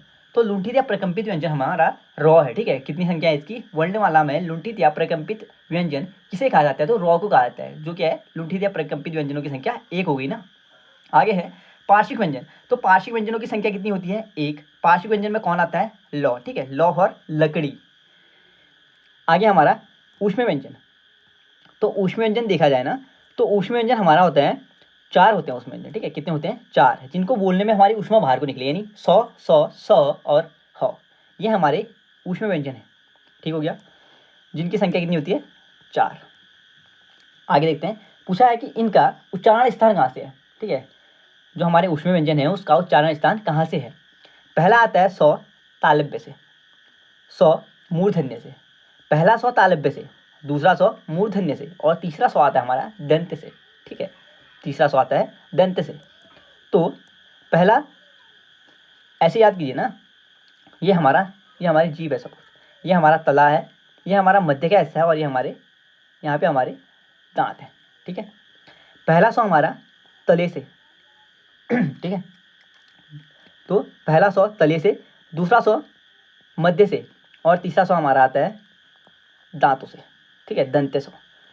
ये हो गया। उसके बाद हमारा जो ह है, इंपॉर्टेंट है। ह से बहुत सवाल बनते हैं। पूछा है कि कंठ या काकल्य या उरस्थ या स्वरतंत्र या सूर्यवर्ण किसे कहते हैं? तो ह को, ठीक है, ह को आप किस श्रेणी में रखेंगे? तो कंठ है, ठीक है, कंठ से बोला जाता है ह, पर इसको अन्य नाम से काकल्य व्यंजन किसे कहा जाता है? उरस्थ व्यंजन किसे कहा जाता है? स्वतंत्र व्यंजन किसे कहा जाता है? सूर्यवर्ण व्यंजन किसे कहा जाता है? तो सारे ऑप्शन किस को डिनोट करेंगे? ह को, ठीक है। किसको डिनोट करेंगे? हमारे सारे ऑप्शन वो करेंगे ह को डिनोट, याद रखिए, ठीक है। तो उसमें व्यंजन भी हो गया हमारा, ठीक है। उसके बाद आता है उच्छिप्त या हमारे उच्छिप्त और संयुक्त व्यंजन, और तीसरा है हमारा आलम व्यंजन, ठीक है। तो हमारे जो उच्छिप्त व्यंजन होते हैं और आगत व्यंजन होते हैं और संयुक्त व्यंजन होते हैं, वो कौन कौन से होते हैं? पहले तो ये याद रखिए कि उच्छिप्त व्यंजन जो हमारे होते हैं ना, वो कितने होते हैं? 2 होते हैं। उच्छिप्त व्यंजन 2 होते हैं। लिखने में पढ़ने में नहीं आ रहा होगा तो मैं जो बोल रहा हूँ उसको सुनिए। उच्छिप्त व्यंजन 2 प्रकार के होते हैं। सॉरी, हमारे उच्छिप्त व्यंजनों की संख्या कितनी होती है? तो 2 होती है। पहला आता है हमारा ड, ये और इसमें डिफरेंस है। कैसा डिफरेंस? यहाँ पे बिंदी नहीं लगी है तो यहाँ पे बिंदी लगी है। देखिए, ध्यान से देखिए, मैंने इसमें बिंदी लगा रखी है ना, ठीक है। पर मैंने आपको जब स्पर्शी व्यंजन पढ़ाए थे उस पर बिंदी लगी है क्या? यहाँ पे स्पर्शी व्यंजन पे बिंदी नहीं लगी ना, तो यहाँ पे मैंने बिंदी लगा रखी है। दोनों को ध्यान से डिनोट किया है मैंने, अच्छे से ध्यान दीजिए। तो यहाँ पे बिंदी लगी है, तो ड और ढ ये हमारे उच्छिप्त व्यंजन है, पर क्या होना चाहिए? नीचे बिंदी लगी होनी चाहिए, ठीक है। दोनों में क्या है? नीचे बिंदी लगी होनी चाहिए, उच्छिप्त व्यंजन ये दोनों। उसके बाद हमारा आता है आगत व्यंजन। तो आगत व्यंजन जो हमारे वो है ज और फ, पर ये और ज फ में डिफरेंस है, ठीक है। यहाँ पे जो ज फ लिख रखे हैं मैंने और वहाँ पे जो ज फ लिख रखे हैं उनमें अंतर क्या है? यहाँ पे मैंने ज सिंपल लिख रखा है और फ भी सिंपल लिख रखा है। देखिए, मैं दिखाता हूँ आपको अच्छे से। ये हमारा रहा फ, ये रहा हमारा ज, पर वहाँ पे जो ज लिख रखे हैं वो लिख रखे हैं ज और फ, ज और फ, नीचे बिंदी लिख दी, ठीक है। ध्यान से देखिए। तो हमारे आगत व्यंजन जो हो गए वो हो जाएंगे, अरबी फारसी होते हैं, ठीक है। ये ज और फ, नीचे क्या लगा है? इनको बोलते हैं, नीचे जो ये लगा है ना, इसको बोलते हैं नुक्ता चिन्ह, ठीक है। क्या बोलते हैं? नुक्ता चिन्ह बोला जाता है। तो हमारे आगत व्यंजन ज और फ हो गए, जो क्या होते हैं? 2 होते हैं, ठीक है। उसके बाद आता है संयुक्त व्यंजन। संयुक्त व्यंजन हमारे होते हैं 4 प्रकार के। संयुक्त व्यंजन हमारे 4 होते हैं, ठीक है। कौन कौन से होते हैं? तो संयुक्त व्यंजन होते हैं, पहला है हमारा छ, त्र, ज्ञ और श्र। ये हमारे 4 संयुक्त व्यंजन है, ठीक है। क्या है? 4 संयुक्त व्यंजन है। आगे देखते हैं। आगे हमारा स्पर्शी व्यंजन, वर्गीय व्यंजन, उदित व्यंजन किसे कहा जाता है? तो हमारे जो स्पर्शी व्यंजन होते हैं ना, 25 संख्या बताई मैंने ऊपर पे आपको, तो इन्हें वर्गीय व्यंजन भी कहते हैं। क्यों? क्योंकि इनको हमने 5 वर्गों में ऐसे बांटते हैं ना, तो 5 यहाँ से, एक यहाँ 5, यहाँ से लेके नीचे 5, एक वर्ग के आकार का बनता है, ठीक है। तो इसे वर्गीय व्यंजन भी कहते हैं। उदित व्यंजन भी कहते हैं जिन व्यंजनों का उच्चारण करते समय वायु फेफड़े से निकलती हुई मुख के विभिन्न भागों, यानी विभिन्न भाग यानी कौन कौन से भाग, कंठ, तालु, मूर्धन्य, दंत और ओष्ठ, ठीक है, को का स्पर्श करते हुए निकले उसे स्पर्श व्यंजन कहते हैं। स्पर्श व्यंजन में क्या होगा, जिन जब ना स्पर्श या वर्गीय व्यंजन या उदित व्यंजन में क्या होगा, जो हमारी जो मुंह से बोलेंगे हम उच्चारण करते समय जो हमारी ध्वनि होगी, जो वायु होगी ना, हमारे फेफड़े से निकलती हुई हमारे मुख के विभिन्न भागों को, कंठ को, गले को, तालु को और मूर्धा, दंत और ओष्ठ को छूते हुए बाहर को निकलेगी, तब हमारा स्पर्शी व्यंजन, वर्गीय व्यंजन या उदित व्यंजन कहेंगे उसको। चूंकि ये व्यंजन उच्चारण स्थान के अलग अलग एकता लिए हुए हैं, ठीक है, ये अलग अलग उच्चारण स्थान की एकता लिए हुए बैठे हैं, तो इन्हें हम वर्गीय व्यंजन कहते हैं, ठीक है। क्या कहेंगे? वर्गीय व्यंजन। क्यों? क्योंकि पहला जो हमारा क वर्ण है वो किससे बनता है? कंठ से। वर्गीय व्यंजन में 5 वर्ग आते हैं ना, 5 वर्ग आते हैं वर्गीय व्यंजन में, ठीक है, 5 वर्ग आते हैं, और प्रत्येक वर्ग क्या करता है, पहला कंठ से, दूसरा तालु से, तो अलग अलग से तो बोले उच्चारण हो रहे हैं उनका, तो वही कहना चाह रहे हैं, ठीक है, परिभाषा भी, इसलिए हमें वर्गीय व्यंजन कहा है हमने। तो स्पर्शी व्यंजन को उदित व्यंजन के नाम से भी जाना जाता है, मैं ऊपर आपको बता चुका हूँ, इसे उदित व्यंजन या वर्गीय व्यंजन भी कहते हैं। अगला देखते हैं अंत्येष्टि व्यंजन। अंत्येष्टि व्यंजन य, र, ल, व होते हैं, बता चुका हूँ ऊपर। तो इनकी परिभाषा ये है ना, जिन व्यंजनों का उच्चारण करते समय वायु स्वरों की भांति बीच से निकलती है, उन्हें अंत्येष्टि व्यंजन कहते हैं। यानी स्वरों की भांति, यानी स्वरों का उच्चारण करते टाइम जब बीच से वायु निकलती है, तो वैसे ही अंत्येष्टि व्यंजन में भी निकलती है। य, र, ल, व हमारे अंत्येष्टि व्यंजन है। परिभाषा कभी नहीं पूछेगा कि यह हमारा व्यंजनों में किस प्रकार में बांटा गया है। ऑप्शन रहेगा स्पर्शी, अंत्येष्टि, ऊष्म या उच्छित व्यंजन। तो उस टाइम पे हमारा आंसर बनेगा अंत्येष्टि व्यंजन है य, र, ल, व, ठीक है। ऊष्म व्यंजन। ऊष्म व्यंजन होते हैं जिनको बोलने पे ऊष्मा बाहर को निकलती है, यानी जिनको उच्चारण करते टाइम मुख विवरण से निकलने वाली वायु संघर्ष या घर्षण करते हुए, यानी संघर्ष घर्षण यानी ऊर्जा निकलेगी, ठीक है, या ऊष्मा या संघर्षी व्यंजन कहेंगे उनको, ठीक है, जिनके उच्चारण में क्या होगा, जो वायु होगी वो घर्षण पैदा करते हुए या संघर्ष करते हुए निकलेगी। जैसे स, स, स और ह, ये क्या है, हमारे ऊष्म व्यंजन है, ठीक है। और ह क्या है इसमें, ह को इसमें काकल्य व्यंजन भी कहा जाता है, ठीक है, ह को काकल्य व्यंजन भी कहा जाता है। आगे देखते हैं, इसमें बने शब्द बीच में जो हमारा उच्छित व्यंजन होता है ना, उच्छित व्यंजन क्या होता है, इसमें बने हुए जो शब्द होते हैं, मैंने बताया ना, इसके जो बने हुए शब्द होंगे नीचे क्या लगता है, इसमें जब डॉ बनाते हैं तो नीचे हम बिंदु लगाते हैं, और ढ बनाते हैं तो नीचे उसके भी बिंदु रहता है, ठीक है, ऐसा बनाएंगे उसमें भी बिंदु रहेगा, तो हमारे ये उच्छित व्यंजन में आएंगे, ठीक है। तो उच्छित व्यंजन में हो जाएगा कि ये दो होते हैं, ड और ढ, इसमें बने शब्द बीच में इनका प्रयोग करेंगे, ठीक है, जो इससे बने हुए शब्द होंगे ना, तो बीच में इनका प्रयोग होगा। जैसे मैंने ऑप्शन दिया है सड़क, सड़क में नीचे बिंदी लगी है ना, सड़क, अगर ऐसे लिखें तो सड़क लिखा है भी, पर इसको ऐसे होगा तब इसकी वर्तनी सही होगी, ठीक है। आगे है पढ़ना, तो पढ़ना ऐसे लिखा है मैंने, पढ़ना और पढ़ना, कौन सा सही होगा, नीचे वाला सही होगा ना, तो वही है, ठीक है। आगे देखते हैं, हमें जो हमें उच्चित व्यंजन है ना, इसे हम तड़ाक जात या द्विगुण व्यंजन भी कहते हैं, ठीक है, तड़ाक जात या द्विगुण व्यंजन भी कहते हैं इसको। और जो हमने स्पर्श व्यंजन में पढ़े थे, ये हम स्पर्शी व्यंजन होंगे, हाँ, ये हमारे स्पर्शी व्यंजन होंगे, इसमें डिफरेंस है, ये हमारे स्पर्शी व्यंजन है, पर ये हमारे उत्क्षिप्त व्यंजन है, ठीक है, जिसमें हमारा बिंदु लगा होगा वो उत्क्षिप्त व्यंजन होगा। आगे हमारा आगत व्यंजन, तो आगत व्यंजन दो होते हैं, मैंने बताया ना आपको, अरबी फारसी से आते हैं ये।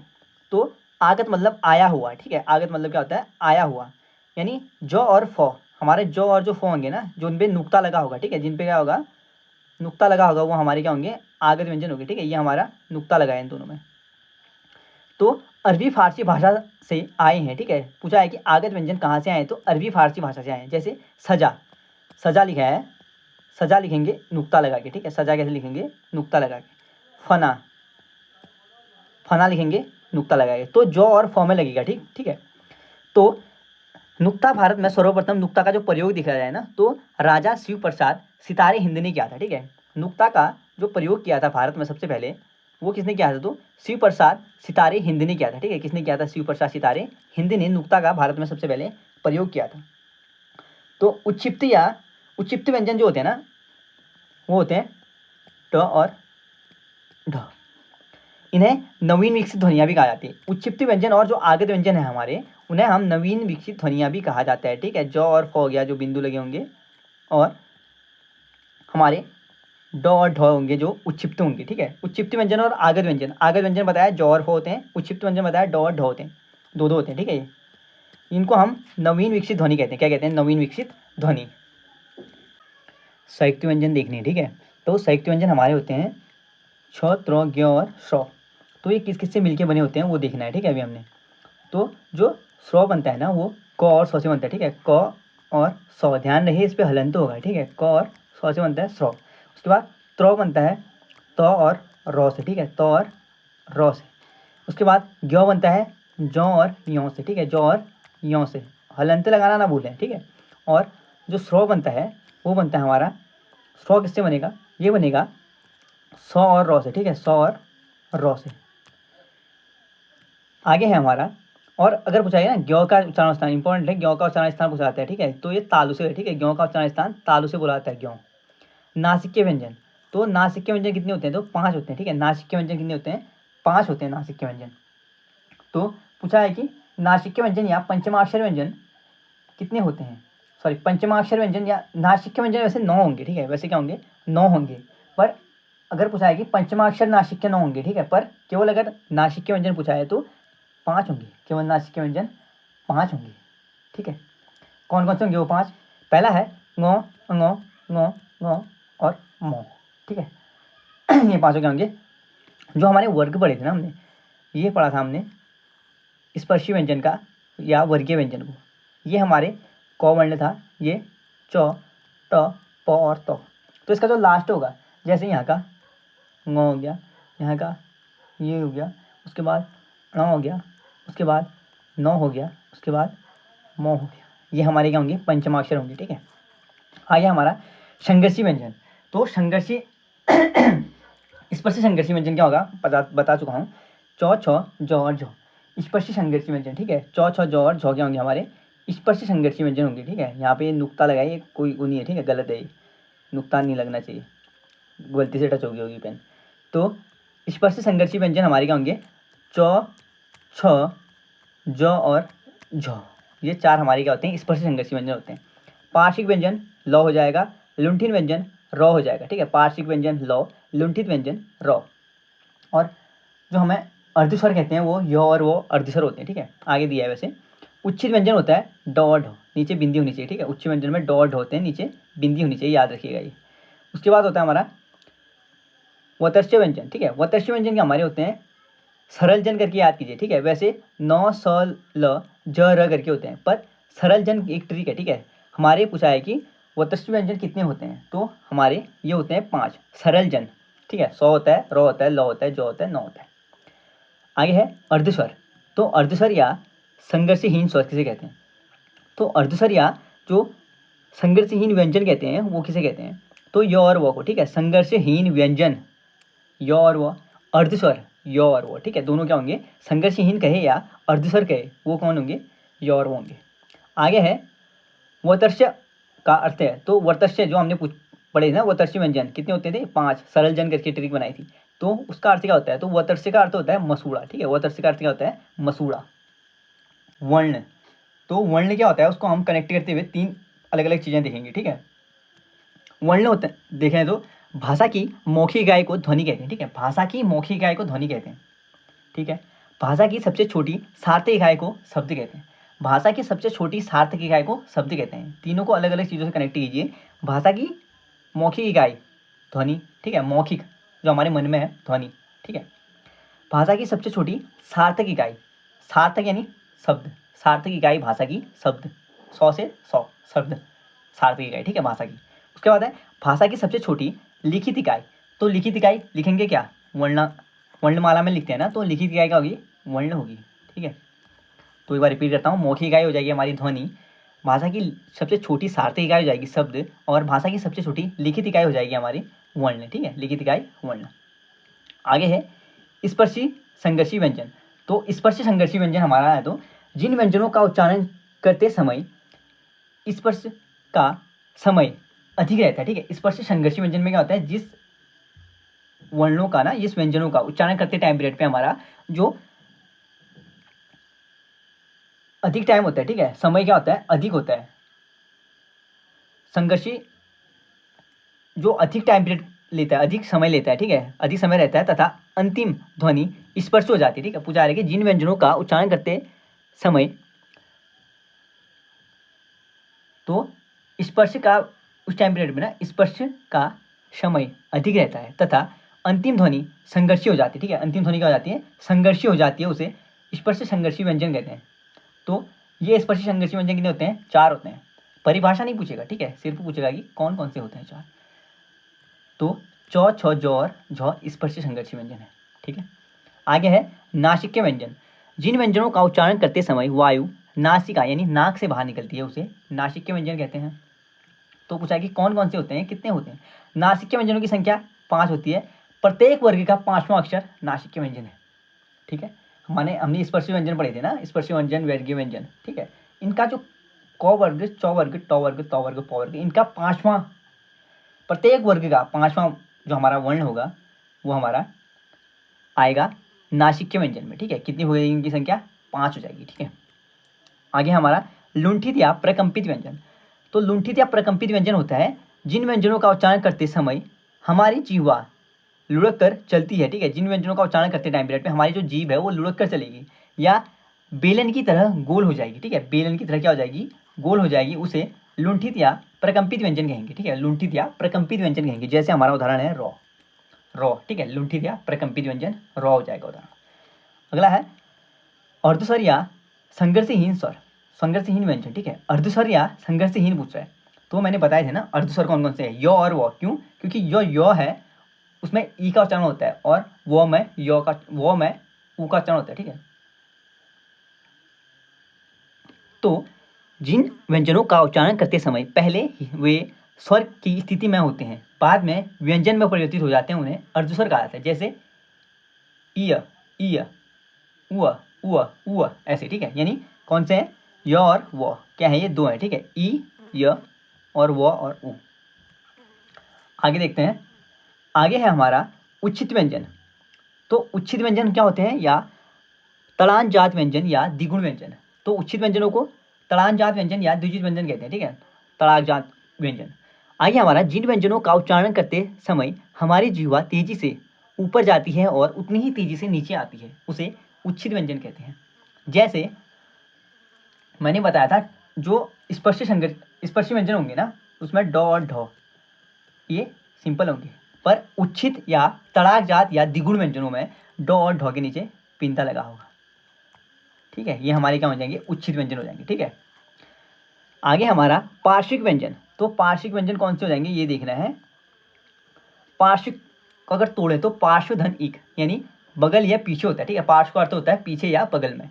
तो जिन व्यंजनों का उच्चारण करते समय हमारी जीवा ऊपर उठती है तथा दोनों पार्श्व से वायु बाहर निकलती है, ठीक है। जीवा ऊपर उठेगी और दोनों जो बची हुई जो जगह होगी पीछे और बगल वाले हिस्से, उनसे वायु बाहर को निकलेगी, उसे पार्श्विक व्यंजन कहते हैं। और पार्श्विक व्यंजन कितने होते हैं, एक, कौन सा, लौ, ठीक है, लौ, लौ फॉर लकड़ी। आगे हमारा वतर्षी व्यंजन। तो वतर्षी व्यंजन जिन व्यंजनों का उच्चारण करते समय हमारी जीवा का अग्रभाग ऊपरी मसूड़े का स्पर्श करे, उसे वतर्षी व्यंजन कहते हैं, ठीक है। जिन व्यंजनों का उच्चारण करते समय हमारी जो जीभ है ना, उसका ऊपर वाला भाग क्या करे, मसूड़े को स्पर्श करे, ठीक है। मैंने वतर्षी व्यंजन में आपको ट्रिक बताई थी सरल जन करके। तो सरल जन क्या है, इसके उदाहरण है, ठीक है। स, र, ल, ज, न क्या है, इसके उदाहरण है। ये कितने होते हैं वतर्षी व्यंजन, ये होते हैं वतर्षी व्यंजन टोटल 5, ठीक है। अंक और अह, अंक और अह के बारे में हमने अभी तक नहीं पढ़ा ना, क्योंकि हमने जो स्वर पढ़े थे उसमें 11 स्वर पढ़े थे, ठीक है। तो दो हमारे जो है अंक और अह वो है अयोग वाहक, ठीक है, अयोग वाहक के रूप में जानते हैं हम। ये क्या होते हैं ना, जैसे पेंडुलम है, ये कभी स्वर बन जाते हैं तो कभी व्यंजनों में प्रयोग हो जाते हैं, ठीक है। तो अयोग वाह, अयोग वाह मतलब वहन करना या ले जाना, ठीक है। इनको कहीं भी ले जाते हैं, जैसे कभी स्वर में तो कभी व्यंजन में, इसलिए इनको अयोग वाह कहते हैं, ठीक है। अंक और अह क्या है, अयोग वाह है। आगे हमारा मानक वर्ण और अमानक वर्ण। मानक वर्ण वे वर्ण होते हैं ना, हमारी वर्णमाला के वे वर्ण जिनको देवनागरी लिपि में मान्यता प्राप्त हो, उसे हम मानक वर्ण कहेंगे, ठीक है। मानक वर्ण को किसको कहेंगे, जो हमारी देवनागरी लिपि है ना, हिंदी की लिपि देवनागरी है, ठीक है। तो देवनागरी लिपि में मान्यता प्राप्त जो वर्ण होंगे उन्हें हम मानक वर्ण कहा जाएगा, और जिन वर्णों को देवनागरी लिपि में मान्यता प्राप्त नहीं होगी उन्हें अमानक वर्ण कहेंगे। मानक वर्ण जैसे हम पहले, ये लॉ टाइप का लग रहा है ना आपको, तो ये हम पहले लिखते थे। वर्तमान में मानक वर्णों में हमारा ये वाला लॉ शामिल है, ठीक है। पहले हम ये जो हमारा शब्द था इसको ऐसे लिखते थे, लॉ था ये, ठीक है। वर्तमान में हम इसको ऐसे लिखते हैं। पहले हम झ को, जो ये झ है ना, उसको ऐसे लिखते थे, कैसे, जो अब हट गया है, ठीक है, ऐसे करके हम झ लिखते हैं, ठीक है। इसको फॉ टाइप का बना के, ठीक है। ना ये फॉ था ना ये मॉ था, इसको हम झ के तरीके से पढ़ते थे। उसके बाद जो हमारा ये था, इसको हम कैसे पढ़ते थे, भौ को कैसे बनाते थे ना, पहले ऐसे ये बनाया, ये किया, ये किया, ये किया, ये किया, ये हो गया हमारा भौ। वर्तमान में इसको भौ पढ़ते हैं, ठीक है। पूछा जाए ना कि झ को या अमानक वर्ण, इस अमानक वर्ण को पहचानने को पूछा है कि इस या अमानक वर्ण क्या है, तो लॉ है, ठीक है। ये क्या है, लॉ हो जाएगा। पूछा जाए ये अमानक वर्ण क्या है, तो ये मानक वर्णों में लॉ है, ठीक है।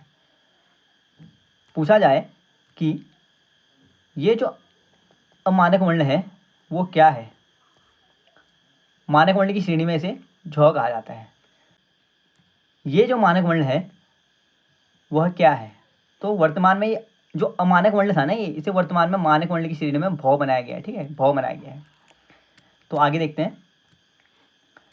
आगे है हमारा जो हम अपने उच्चारण के स्थान के आधार पर, या जो हम अपने स्वरों को यूज करते हैं ना, वो किस आधार पर करते हैं। तो ये जो चिन्ह दिया है ना, ये हमारा अर्धअनुनासिक का है, ठीक है। क्या इसका है, अर्धअनुनासिक का चिन्ह है ये। उसके बाद दूसरा हमारा ये है अनुनासिक का चिन्ह, दूसरा वाला, ठीक है। अनुनासिक, बिंदी, चंद्र बिंदु पर बिंदी हो जाएगी और नीचे डंडा, ये हमारा अनुनासिक का। उसके बाद है अनुस्वर का हो जाएगा ये वाला, और विसर्ग का हो जाएगा ये, ठीक है। विसर्ग का तो ये नॉर्मल से कोई भी बता देगा, ठीक है। तो एक बार दोबारा बताता हूँ मैं आपको। जो हमारा अर्ध अनुनासिक का होता है ना, ये चिन्ह अर्ध अनुनासिक का है, ठीक है। अनुनासिक का चिन्ह ये किया अनुनासिक का चिन्ह। अनुस्वर का चिन्ह है ये, और विसर्ग का चिन्ह है ये और ये, ठीक है। तो आगे देखते हैं। आगे है, अगर इनका उच्चारण के स्थान की बात करें ना, तो अर्ध अनुनासिक स्वर का कोई उच्चारण स्थान नहीं है, ठीक है। उसके बाद जो अनुनासिक स्वर है उसको नासिक प्लस मुख, ठीक है, नासिक प्लस मुख से क्या आता है, इसका उच्चारण किया जाता है अनुनासिक स्वर का, ठीक है। उसके बाद है अनुस्वर का। अनुस्वर का जो उच्चारण स्थान है वो अनुस्वर यानी नासिक है, ठीक है। क्या है, नासिक अनुस्वर का उच्चारण स्थान। उसके बाद आता है विसर्ग। तो विसर्ग का जो उच्चारण स्थान है ना, वो कंठ से होता है, ठीक है। विसर्ग का उच्चारण स्थान किससे होता है, तो कंठ से होता है।